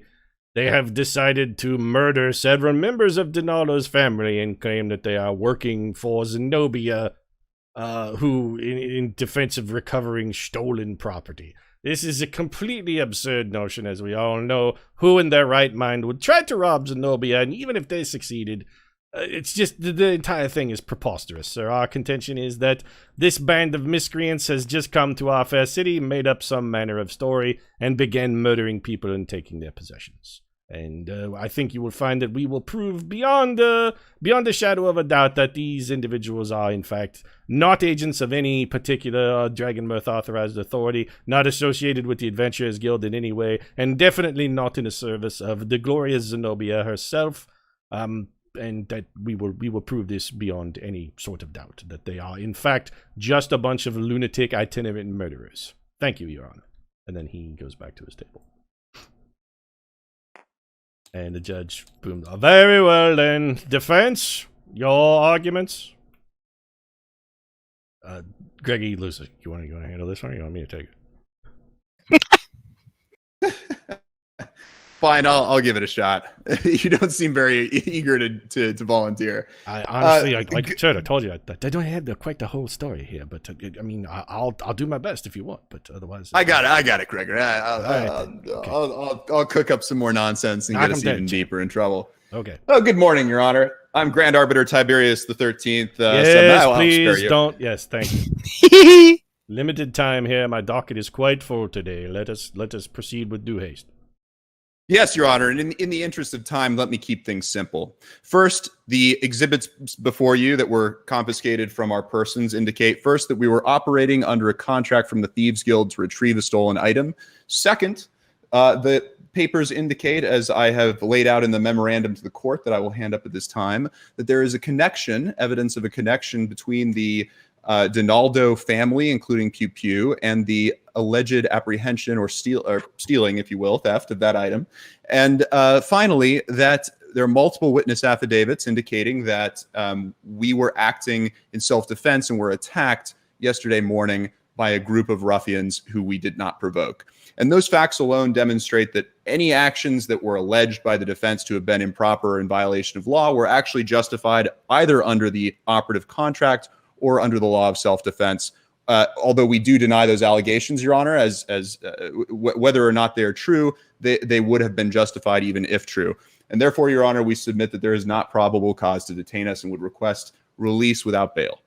Very well, then. You have these evidentiary documents, scribe? And he turns and looks at the scribe, and the scribe's like, sir, they're quite voluminous. Somebody's like, bring in the documents. And he's like, okay. And then the scribe walks off over and goes down a staircase back here. Tiberius is just like rubbing his hands together like, oh boy, doc review. So hold on. Yes. Just getting really excited. And not to mention. So a few minutes later, the scribe comes back, and there is another giant iron golem, although this one seems to have some extra upgrades and attachments. He's got like a little keypad in his crotch area. He's like, very well, sir, I've got the docubot is here, and he has reviewed the various evidence. The judge is like, let me see very well then, I'd like to see the contract here that we have with the Thieves Guild. Docubot, and the docubot, the scribe goes over and types on the docubot's, it's like he's typing on his crotch. He goes in and messes around with docubot's junk, and docubot goes, and coughs out he coughs out a copy of what you recognize as your contract. And the judge is like, this will take a moment, let me review this document. And he begins reading, scanning, and flipping pages. He's reading pretty quick, so after a couple minutes, he's like, well, the defense, what have you to say there, prosecution, Dershi? I mean, the defense does seem to have a contract here signed by Bernice from the Thieves Guild.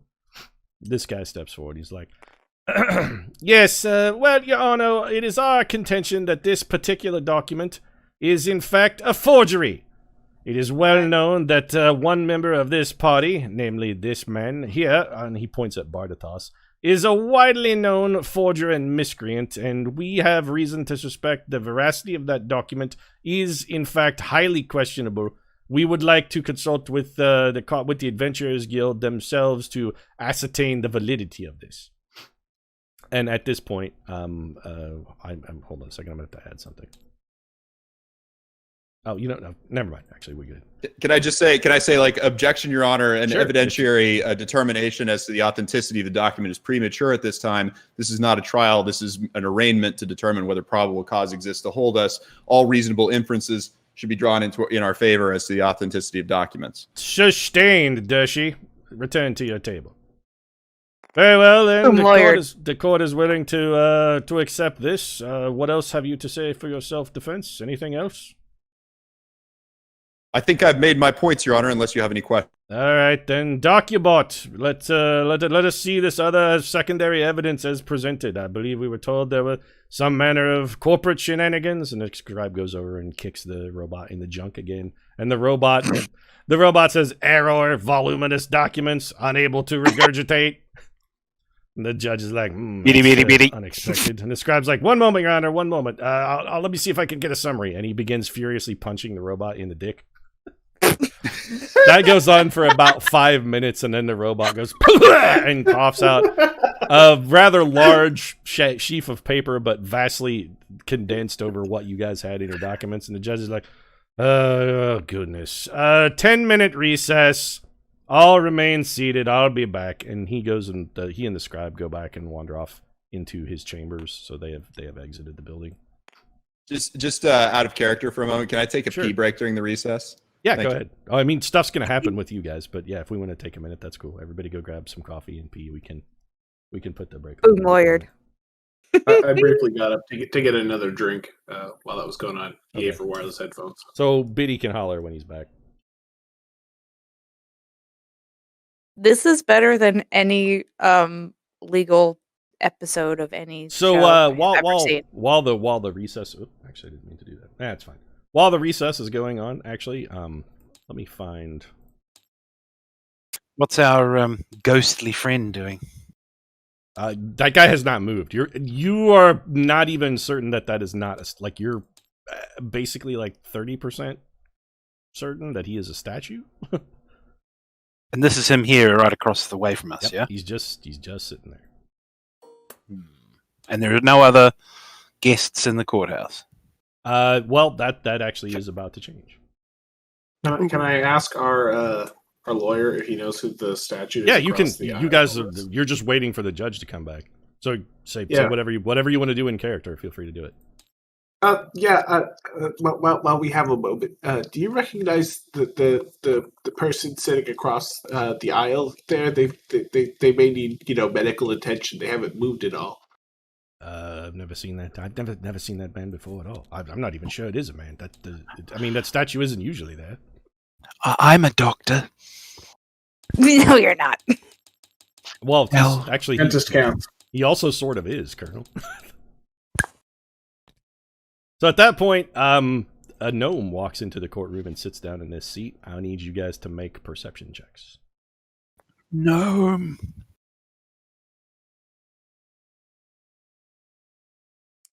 No.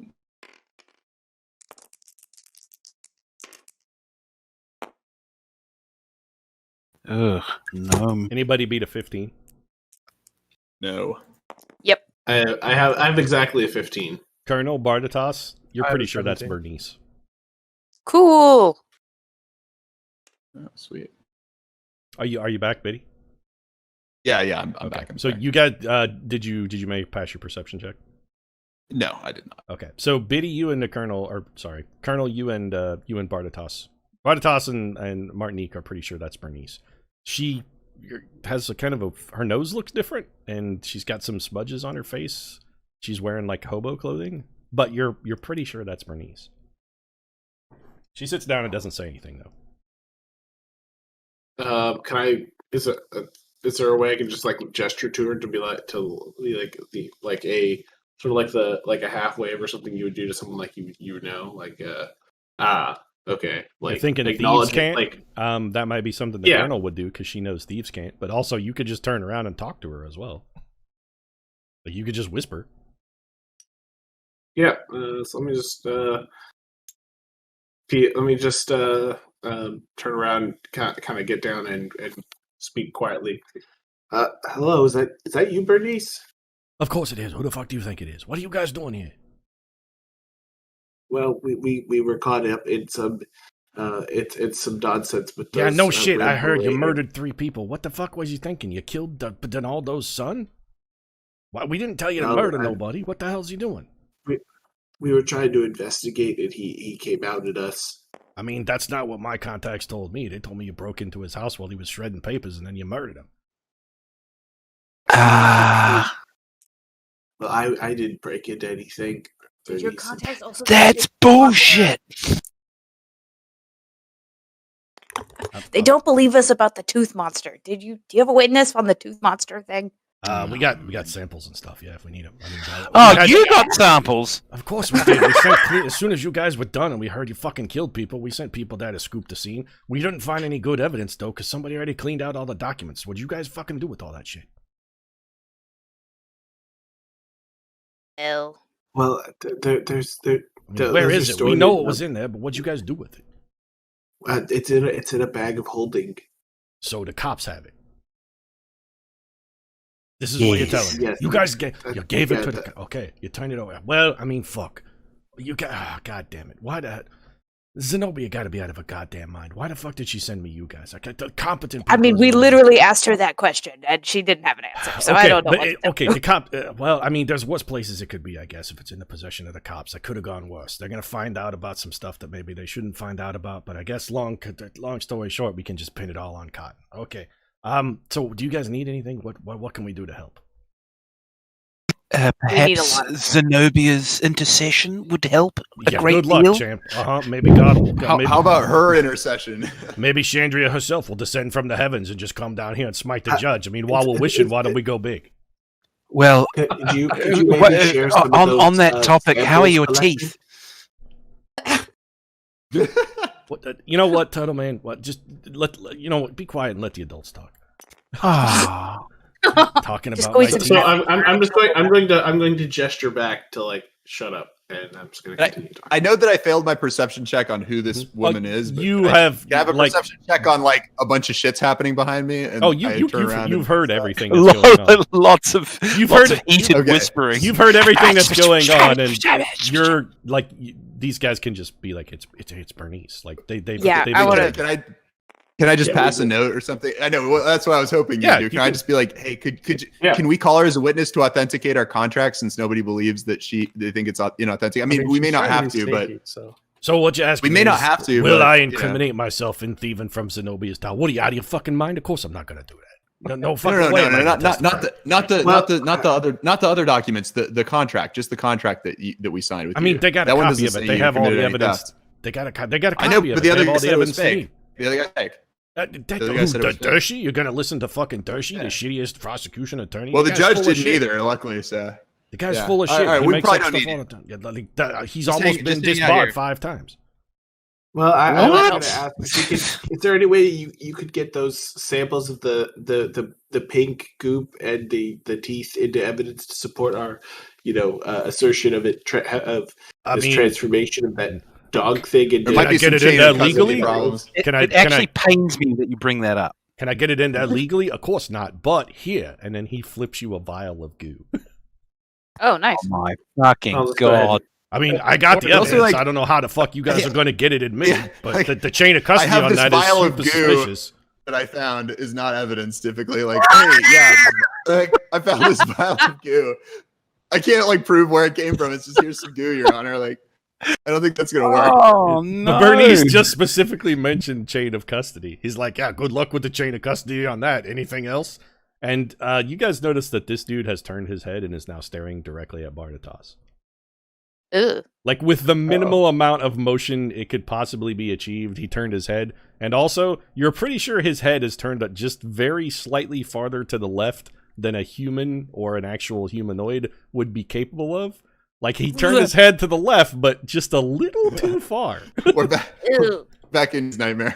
Something seems a little off about how far to the left he was able to turn his head. Just a little weird.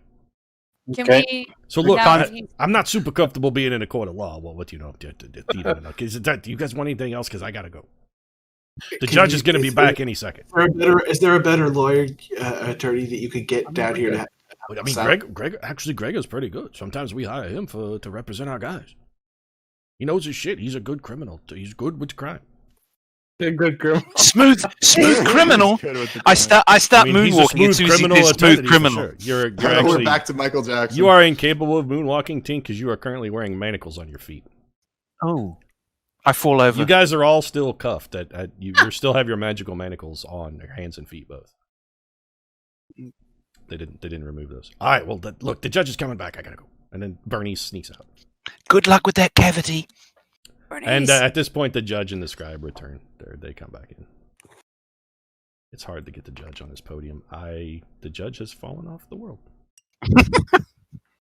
There we go. It's actually hard to get him to balance on this podium. All right, so the judge and the scribe walk back in, and the judge is like, the bailiff goes, "Come to order, recess has ended." Actually, suddenly the bailiff sounds like the judge.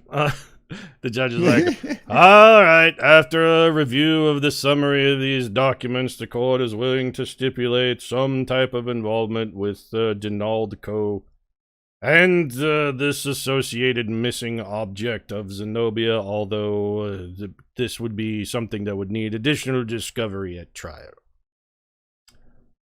What was your third point, Biddy? Because it slipped my mind at the moment. My third point was that we were acting in self-defense, and Gotcha, there are witnesses to that fact. Okay. All right. He's like, prosecution, what say you?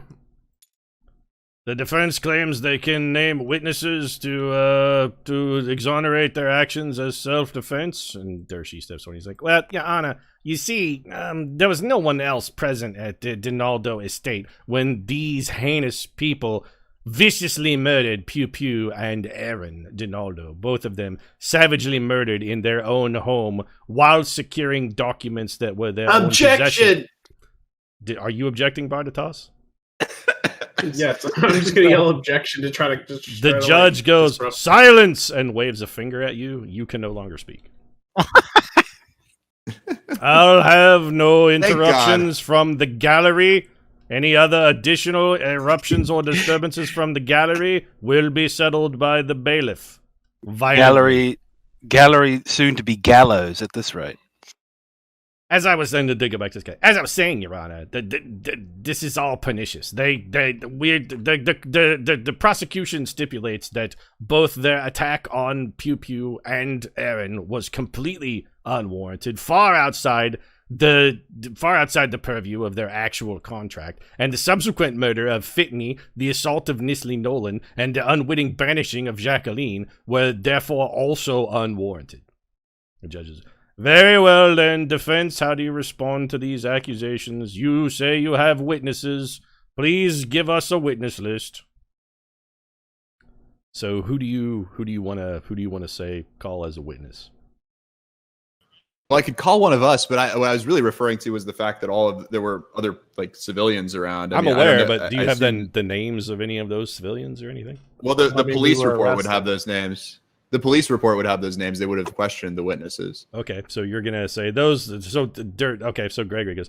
Sir, the relevant witnesses have all been detailed in Officer Dick's report. I believe there you'll find a list. And judge looks down. He's like, very well. Do you have any other witnesses or evidence you wish to present at this time, then? I call Zenobia. I call this vial of goo. You can do that if you want to, Biddy. I mean, I can hand him the goo just to enter it into evidence. I'm not really sure what we can do with it, but here's some goo, Your Honor. Okay. Well, you're going to need to... is that your baby? Just like, here's some goo, Your Honor. Is that how you're going to present it? After all the documents, this is... we probably shouldn't... I don't think we should bring in the goo. If anyone disagrees, let me know. But I think we should at least get it rolling. Make a history roll for me. History roll? Okay. Yeah. I mean, because we all were saying, hey, there was a crazy goo monster, and they all think that we're insane. So but we could have found goo anywhere. I mean, look, I have an objection, and that is that this was entirely my idea last time, and Pete totally put me off, and he allowed me to be put off. Never trust the DM. Don't fall on your sword here. I got a 21 on my history check. Okay, so Biddy, you know that they would have methods and means of magically sourcing and verifying the validity of this particular stuff. So while chain of custody, good. The chain of custody on this is maybe a little questionable and probably something that the prosecution could sort of attack. It's also not unreasonable or even a bad piece of evidence to necessarily introduce, because at a minimum, the prosecution would have to take some time trying to disprove. Like, it would be sort of a expert testimony. You would have experts that could come day and say, no, this is actually what they found at the scene. Here's where we got it, blah, blah, blah. And then the prosecution could offer expert witnesses to say, no, this is all bullshit, fabricated garbage. How I made up that rule that apparently the court agrees with, that like evidence has to be assumed to be authentic at this stage. So I'll just go with that. Let's just hand this to what's his name? Greg? Is that yeah, Gregory. Gregory. Let's hand the goo to Greg, and he knows the procedure for getting this admitted. He overheard the conversation. He's like, "Yes, Your Honor. Actually, additionally, at this time, in support of our offer, we have this additional evidence that was not recovered at the scene by the lax performance of the Zenobian god. We offer this evidence here, as you'll note in the summary, the repeated references to Teeth Monster, I believe, and Goo Blob, as its various and sundry, as the defendants have called it. We have evidence of that particular creature here." And then he walks up and hands the judge the vial.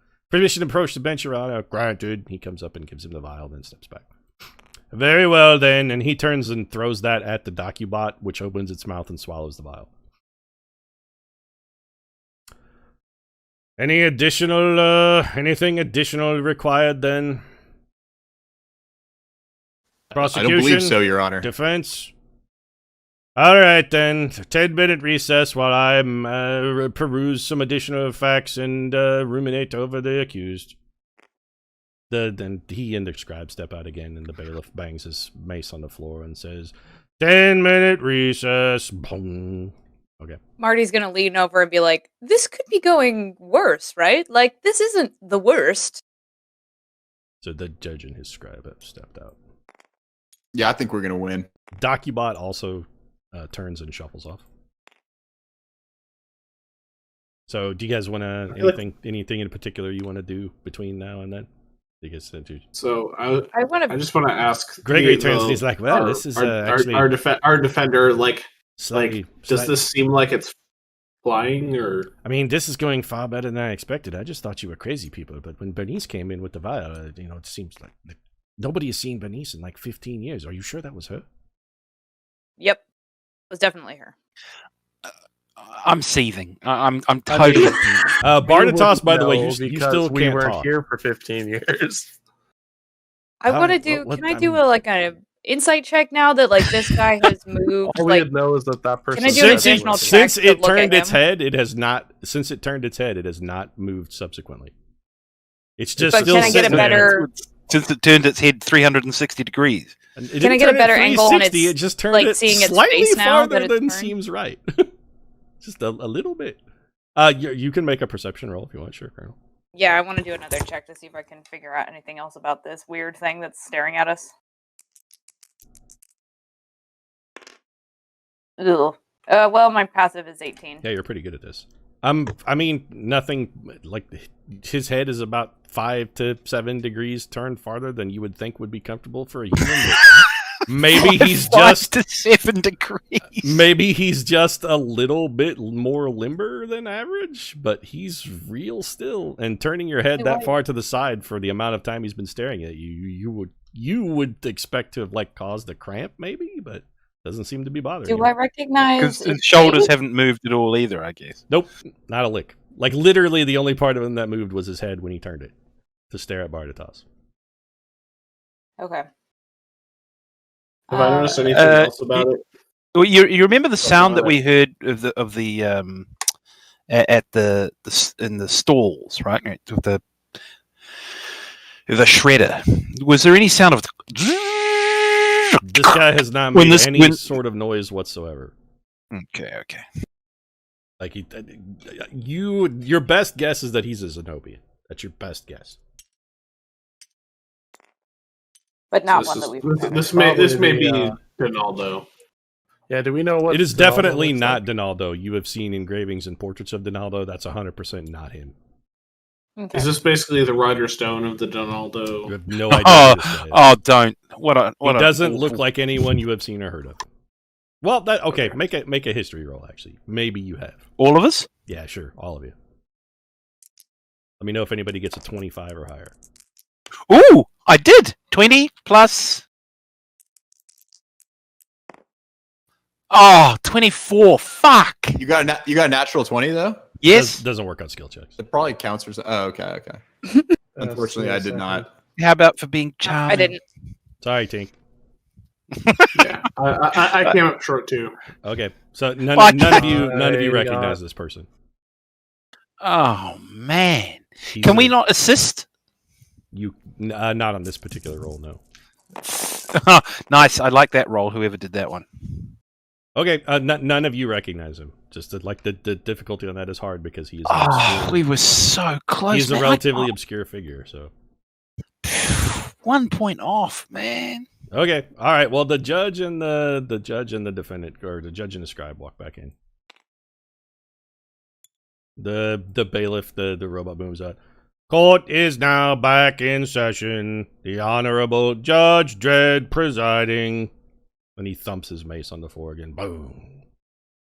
And judge is like, well then, highly irregular case, but we are willing to release these adventurers upon their own recognizance, pending subsequent discovery. Bailiff, please see to releasing the defendants. And at this point, this guy stands up and walks out of the... Stands up and walks out. And when he stands up and walks out, you guys... He seems wrong. Like... Does he just glide? No. Yeah. He moves as a normal person you would expect him to move, except he does it with such an unbelievable economy of motion. Like, there's literally no wasted motion whatsoever in the minimum amount of physical movement that would be possible to stand, turn, and walk out of the courtroom is exactly how much he used. It's fucking creepy. Tell us that he kept eye contact with Bardadas all the way out. He did not. The head kept spinning. When he okay, so his head didn't look away. Like, he left his head turned to the left when he stood, rotated his body, and walked this way, and then he rotated perfectly in sync as in 90 degrees and walked out. Jesus. So, like, imagine a very perfectly programmed robot movement. That's sort of the vibe you get. It feels like they're... Yeah, exactly. Something very automaton-like about that man. Boston Dynamics. Bardatas shudders a little bit. The judge waves his hand at you, Bardatas, and you are no longer silenced. Court is now adjourned for 10 minutes until the subsequent case, docket number 16159. Clear the room. And then the judge leaves again, and the scribe follows with him. There she turns to you, and he's like, you motherfuckers, this isn't the last you've heard of us. Let me tell you. Oh, God, Donaldo's going to do such vicious things to you. Such vicious things. Oh, you seem to have an abscess. Let me look at it. Oh, wait. No, there it is. He stops for a moment and stares at you, and then just fucking shakes his head and walks out. The Doombot says, approach, please, and be freed. Gregory's like, well, you should, he's like, I can't believe the judge was so lenient on your own recognizance, even. This is almost unheard of, but, well, I mean, congratulations, good luck. Those documents must have been very convincing, I guess. Put it on your resume, man. You got a bunch of murderers free. Well, let's. Oh, well, you're not. Hey! Oh, hold on a minute. And at this point, he's like, by no means are you free. You must be very careful while traveling around. I mean, you're released on your own recognizance, but I mean, there's still a trial, and there are many legal matters still at large to resolve. You don't leave the city. And he gives you a big list of stuff that what this entails. Like, you can't leave the city.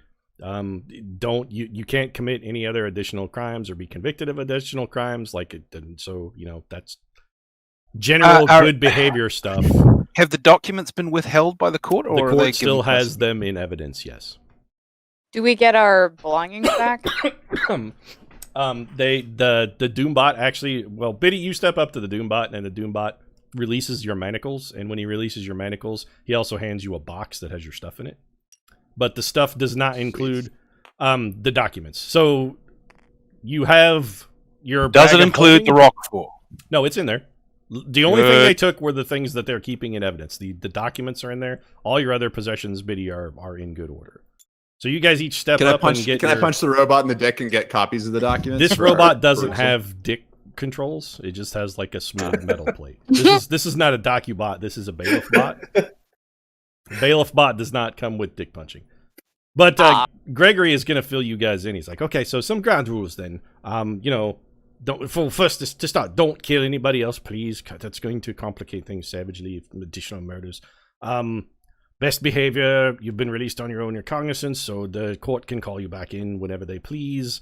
But what other questions do you have about what you should do? Like, mostly fucking behave. But is there anything specific you want to know about your status? What if we really have to kill somebody? Just Like they're gonna kill no. us. Like Self-defense. my professional advice would be to not put yourself in a situation where you have to kill anyone. Do you have any sense of how long this process is going to take now? Like how Goodness long me! we I stay mean, here? well, let's check the documents. And he goes over to the bailiff bot, and the bailiff bot hands him a slip of paper. He's like, well, the trial is in the 17th. The next installment for preliminary discovery is the 17th of Nebuary, which is roughly 60 days from now. Ugh. That's a lot of lettuce. So, you know, don't leave the city or anything until you've had your chance to come back for your appearance. You've been released on your own cognizance rather than bond, but, you know, break any laws and you're going back to jail. So do your best. Understood. Anything else I can help you with? Then I do have I've got a client meeting here shortly. You're not the only criminals in this city. I mean, alleged criminals in this city. Thank you. We are not criminals. I said alleged. Eventually. Does anybody have any additional questions for Gregory? Sure, Biddy will fill us in. Biddy, do you have any questions for Gregory? Yeah, I don't know what else we need to ask. I mean, can I get like a copy of the statute or whatever that prescribes what we're allowed to do? And he will just give you. He will give you a. They'll forward me a copy to my office. Here you go. You can have this one. Sweet. So I can generally tell us from now on what we do or not do. I mean, basically, most of the things we want to do. Don't break any laws. Yeah. All right, then. Good day. It's gonna be tough. Congratulations. I'm glad that we were able to obtain your freedom, and I shall see you later. And then Gregory leaves. Court is adjourned. Please leave. Clear the courtroom. And the Doombot is going to start slowly advancing towards the exit. I would recommend that you go in front of him as he.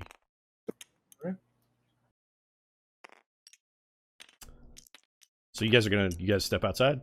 We're leaving. Yeah. Gotcha. Okay, so you guys are outside the courtroom then. Oh God! Don't tell me we're gonna get belongings and possessions have been returned. What do you want to do? So we're stuck here until we can't really like leave town. You were told not to leave the city, but I mean, there's no mechanism of enforcement for that, as far as you know. If you want to lam it, you could definitely go on the lam. We I think there's plenty for now. Maybe we should find a flop house if we're going to be stuck in town for a while. I mean, you have all your stuff. You can just go back to the inn you were staying at before, or a different inn, whatever. I mean, you're just in the city now. Do what you want. Just tell me what you want. Well, we should divest us. I think we should divest ourselves of the items that we collected because they are incriminating slightly. Such as. Well, you're talking about your Berserker's axe? The Cursed axe. That is the carved ivory statuette. Those were not ivory returned. Statuette. Those items were not returned. Those are evidence. Oh. Okay. And the tapestry? Also what about that evidence. Cursed knife that we were given by bronze that crown? Knife was returned because that was not evidence. So that knife is in your possession. Yeah, that we never get rid of. Just that. Yeah. The knife that Jonas gave you. Although we did try to sell it, apparently. But yeah, no, I think, look, we had plans before we got arrested, before the combat. We were going to go do some shopping. There was this tower, the Donaldo Tower, we wanted to try to infiltrate. I mean, we should try to think about ways to, there's plenty of stuff to do in town, I think. You had a lead to follow, too, if you recall. I don't recall. We have the address. I missed that last part. For one of the places that sort of linked Donaldo code to Bardatos' dead bang, yes. You to the other guy. Have an address you were told to investigate, yep. Or rather, you thought would be a good idea to investigate. Yeah. Oh man, completely. So I think we should go there, but I also want to see if I can cook up some I feel like I need to. We should probably disguise ourselves a little bit because. I don't think we should stay at the same. Are we allowed? Are we allowed to disguise ourselves under the terms of our release? You can wear whatever you want. Okay, sweet. Yeah. So I mean, I want to put on a hoodie. It's not against the law for you to put on a hoodie. That's not against the law. There's nothing that says you can't do that. Only thing you've been told not to do is to leave this. The only real thing they said specifically don't do is don't leave town. And don't leave town. Don't break any laws. It is not illegal to disguise yourself. So feel free. I am rather difficult to disguise. You can put on a Carmen Miranda hat and a feather boa if you want. Nobody's going to care. No, that I like the sound Dance of. naked in the street with fruit on your hat, though, and you're going to get arrested for indecent exposure. That might cause a problem, but other than that, go nuts. We should follow that lead. Okay, so who's doing what then? What's the general? I'm gonna make myself look like someone who's from like a different part of town here. Like maybe like if we walked out and I just saw a couple people wearing like styles of clothes. You find some guy who's walking down the street and disguise yourself as that dude. Just random peasant with a sack full of grain. Yeah, just random face, and then maybe I'll like if he's clean shaven, I'll add more of like a facial like fur or something. Okay, you turn yourself into a nondescript Zenobian. There you go. Zenobian, Perfect. Little Z, not big Z. So, as in citizen, not as in undead citizen, or rather, yeah. Anyway. Yeah, just that's fine. Yeah. You disguise yourself. The lead we had, was that like something you wanted to do yourself, or should we go as a group, or just a couple of people? I don't remember what it was. Marty, Tiberius, yeah. Tink. I don't remember. I don't remember this lead either. Well, Soul Setter is saying, "Hey, we've got a lead. Do you guys want to follow up?" Well, I think we should. Saying, like, how big of a group do we want to go to it? I don't remember what the nature of the lead. I feel like there was I a should lead go, about given my background and sort of, I'm pretty perceptive of stuff. Okay. So hold on.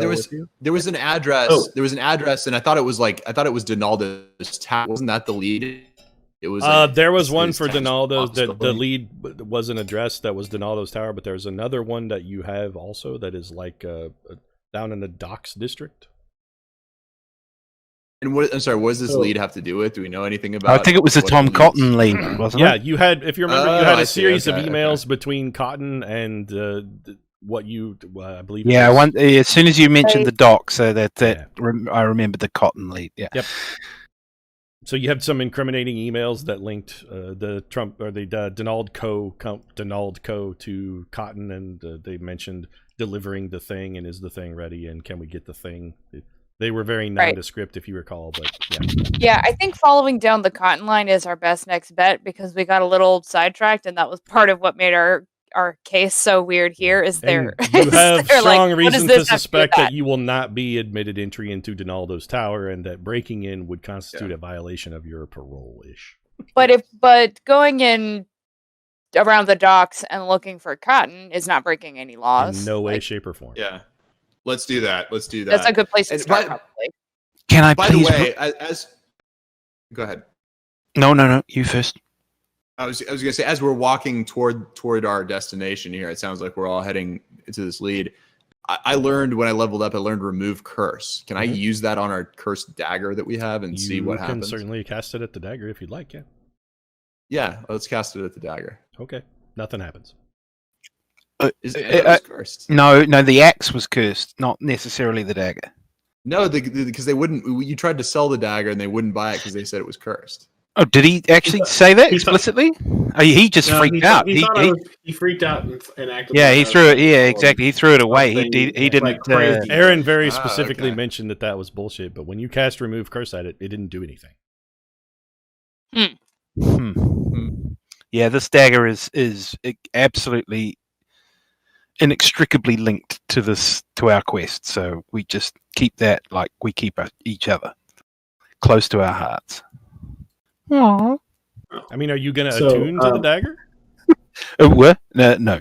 That's how you would find out if removing the curse on it did anything. You actually have to attune to it. And now I think I have removed curse. It is on your list, yes. Biddy cast it on the dagger, so if there's a dagger that has a curse, in theory, that curse has been removed. But you would have to... I mean, there's no visible effect or anything. You don't know until you attune to it. So it might have worked, we just don't know. I see. Possible. There's no way to inspect it or something. Well, normally with an item like that, there would be some kind of indicator, like you'd see a blue glow around it as the Dwemer faded, but in this case you didn't see that. But nobody ever attuned to it initially anyway, so you're not even sure what the curse was. You just have the opinion of one guy who owns a weapons shop that said, "Hey, what are you trying to do? This is bad." Attunement is intelligence based, yes? No, you can be attuned to 3 magic items. Yeah. Everybody can be attuned to 3 magic items. Tink, I believe you're currently attuned to 2, if I recall. I am. The wand of the amulet that you have requires attunement, as does your cloak. Ah. You're pretty tough, Tink. Why don't you attune to the dagger and see what happens? You bastard. You would have to take a short rest in order to do that.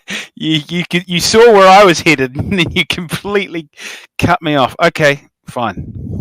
If you want to, well, you'd have to take a short rest. Do you guys want to go to an inn and grab a what beer time? What time is it now? After it must be. It's morning time, so it's like 10:30. You were at an early case on the docket, so.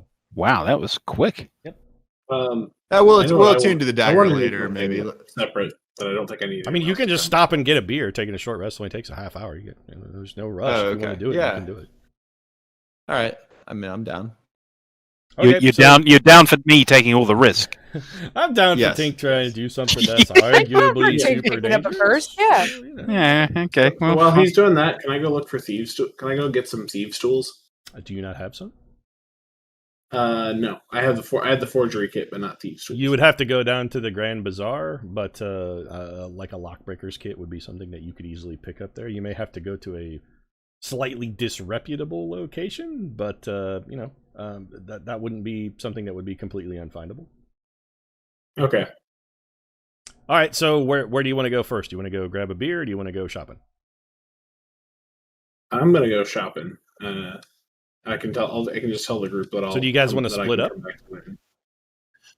Ooh, look, we're marked. I don't think we should really split up. Yeah, I'm disguised. He is disguised. Well, that's true. But how good is your disguise? We could hang out at the inn safely, while he goes. Should we go to a different inn, or should we keep the same place? I mean, if you're just going in for a beer to take a short rest, I would assume you'd probably just go to one that's close by or on the way to where you're going. The Pale Dragon is on the other side of the city, so probably you don't want to go all the way over there. It's sort of out of the way. The short rest idea is really based around my attuning to this dagger, right? Let's go get beer and lunch and let Tink attune to the cursed dagger. So you find Merci beaucoup. You're looking around, and there's a local tavern that's called the Lusty Wench, and it's got a rather bawdy sign out front, and I mean, it seems relatively popular. Looks like the clientele coming in and out are reasonably upscale. Looks like a decent place to eat. Sound good? The DM seems intent on testing our morality. I mean, that's not an unusual name. Only attune if you want to attune to it. Any objections to the Lusty Wench, or do you want to look for somewhere else? No objection. So you guys go into the Lusty Wench, and the sort of atmosphere of the place seems to be the barmaids are exceptionally scantily clad, like not naked, but just about. And there seem to be a lot of people eating chicken wings, and the clientele is mostly male, but they have beer and food. Can I smell if the wings are going to be pretty tasty, or like? I mean, it smells like chicken wings. It smells like chicken wings. Okay. So you walk in, and the hostess is like, "Hey, welcome to the Lusty Wench. Can I get you anything?" And she pushes her arms together to make her boobs her cleavage gets pressed together a little bit. Table, beer, wings. What are you guys here for? You want some burgers? We got a special today, blue cheeseburger. It's pretty good, although not as good as some other things. And she does the breast thing again. Is the blue cheese Roquefort? No. Then I'll have some lettuce. Okay. Would you guys like a table, or she's like pointing, trying to get you guys to go sit down in a booth.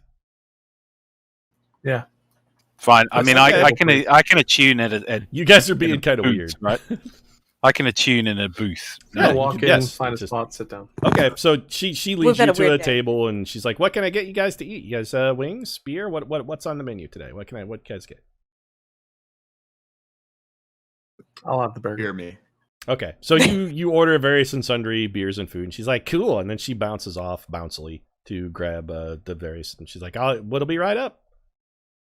Bardatos, are you still with these guys, or did you decide to slip off and go shopping? I just wandered off and said I'd meet them back at the. Okay, so you guys are in. I saw them going. You guys I said I'll see you here. Enjoying the lusty wench experience. Bartosz, you're wandering off towards the bazaar. You're headed toward, I'm guessing, sort of a wink, wink, nudge, nudge. We don't necessarily sell thieving equipment, but also don't necessarily not either kind of place. Yes. Okay. I want you to make a perception roll for me. You're being followed. I mean, he doesn't know that. Neither do I. I might know. Yeah, depending on the roll. Yeah. So I definitely had a 15. You had a 15. So Okay. my passive. So you find a shop that you're pretty sure looks good. You look around, and you're like, this is the kind of place. And you've got the name of the establishment is Bob's Pawn and Gold. They have signs everywhere that say "We buy gold, we buy gold, we buy gold." And you walk in, and there's a very, very, very fat halfling sitting behind a desk with his feet up on it. He's like, "Hey, what's going on?" Another one? Man, these guys have serious heart disease problems. Halflings like to eat. Yeah, I need to get some. I'm looking for some tools to work on some home security, and I'm going to just kind of give him like a look, like Okay. I want you to get what I'm getting. Right, exactly. Know just what you need. Follow me. And he plops up off of a stool and waddles over to a door that's in the back of the shop. He's like, "Come on in, back here." And he opens. Yeah, so I'll just follow him. You follow him in, and he's got a bunch of you go into a room, and there's an assortment of various and sundry thieving tools. There are thieves' toolkits and grappling hooks and caltrops and all kinds of smoke bombs and all kinds of shit in here. What are you looking for, kid? I'm looking for something for exterior locks and possibly for something to get into a file cabinet or storage unit. Thieves' tools are over there, and he points to a rack. There's a whole big rack with a bunch of thieves' toolkits on it. So, if you wanna buy some, they're available at what the price listed in the book. You need anything else, kid? Something fancier, maybe? Can I interest you in smoke bombs? They're on sale. He holds up he goes over to a bin full of smoke bombs and reaches in and goes a handful. You can do the whole Batman thing if you want. He's like, poof, vanished.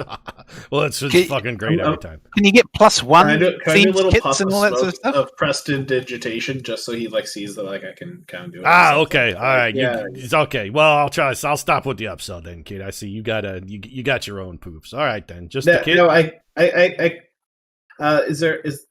besides that, is there anything? What do people?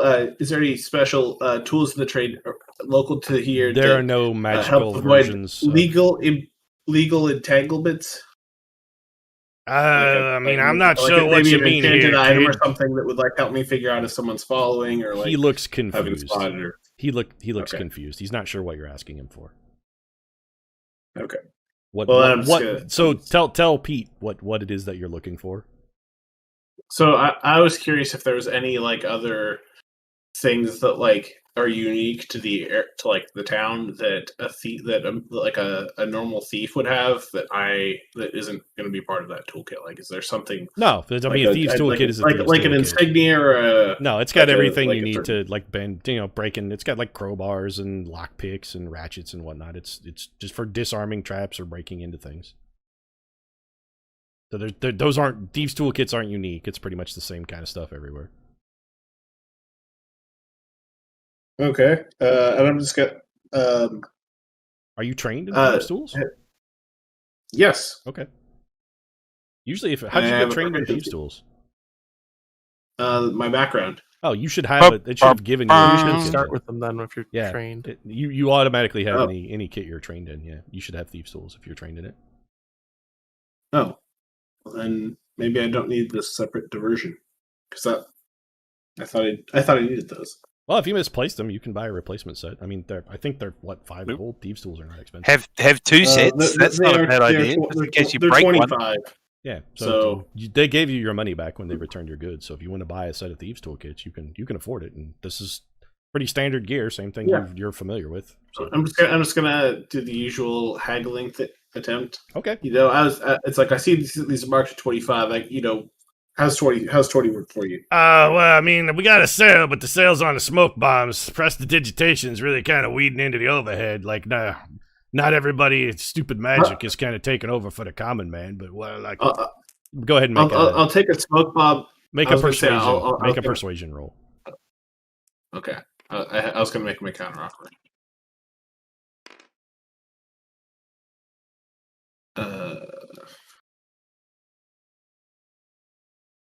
15. Okay. He's like, all right, you drive a hard bargain, kid. 20 gold it is.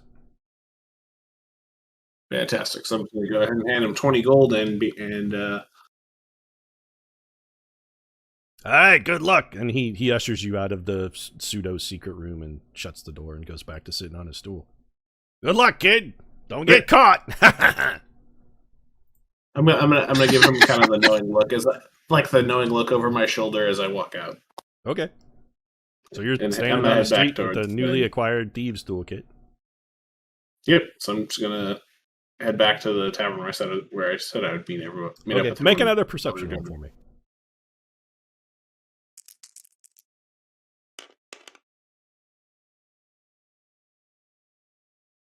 15 either way, so... Okay, you get back to the lusty wench, and the rest of the crew is still sitting there. Tink is covered in, like, lettuce shards. The Colonel has got buffalo sauce all over her face. Biddy is slightly drunk. You know, the usual. Yeah, that's how you recognize us. Self-medicating. So what did we learn about the dagger? Did you attune to the dagger while they were gone, Tink? Can I do that? No, well, look, I think perhaps I should step up. There was a gnome in that bag. Let's attempt. I shall attempt. Obviously, I look with concern to my cleric friend. Kind of feel like this is a yes or no question. Well, perhaps. Yes, with concern is the answer. Yes. All right, come on. You Let's just attune try to and the get dagger, and nothing exciting seems to happen. I mean, it feels like seems to happen. You can. Speaking of concern, you concern me when you use. I mean, you attune to it, so you don't feel any different or strange or in any way unusual. It's a knife in your hand, and it functions just pretty much like every other knife you've ever used. If you cut a chicken wing with it, it cuts a chicken wing the way you would think that a +1 dagger would cut a chicken wing. I give it back to Barditas. Okay. We need to go interrogate that shop owner. Perhaps have Barditas that he. We need to find another shop. Tink, Barditas, make a perception roll. Well, no, there was clearly something with the shop. Make perception rolls, please. What? All of us? Just Tink and Barditas. 15. Barditas, you don't have that dagger anymore. Oh, Tink has it? Yep. Tink, make perception roll. Hang on, just trying to... Oh, okay.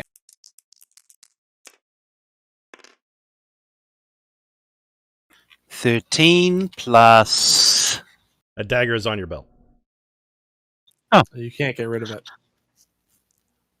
Oh. What does that Which is useful.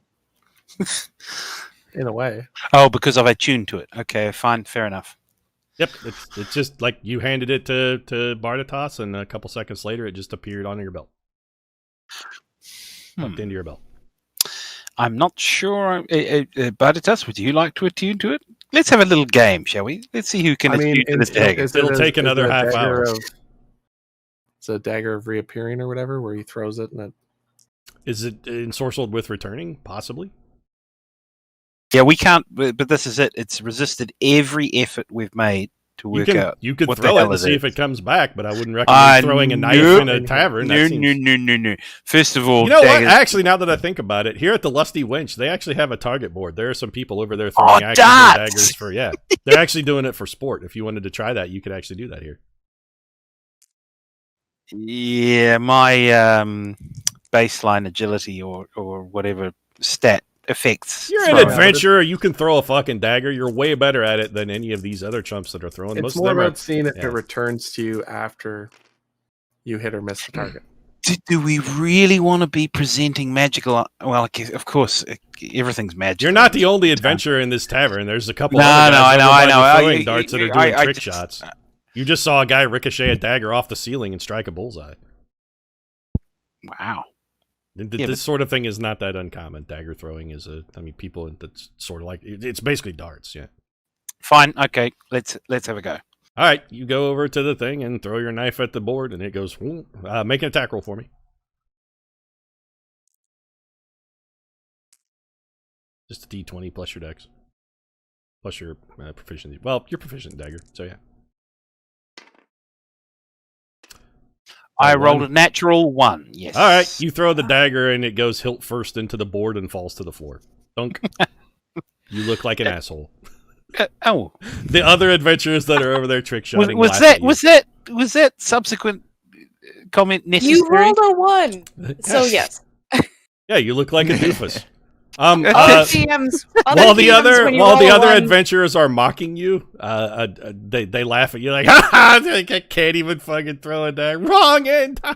And then the dagger has reappeared. When you look down, the dagger is back on your belt. I say, eat more sugar. You got it, pal. I mean, there's a lot of sugar in these wings. That sauce isn't exactly great. They put a lot of sugar in it so people eat more. We're here in the right place to eat more sugar. Come on, Bob. Let's go back and get some more. I want to go pat that chick on the ass. And they wander off to harass a wench. I look forward to helping you. They wander off to harass a wench.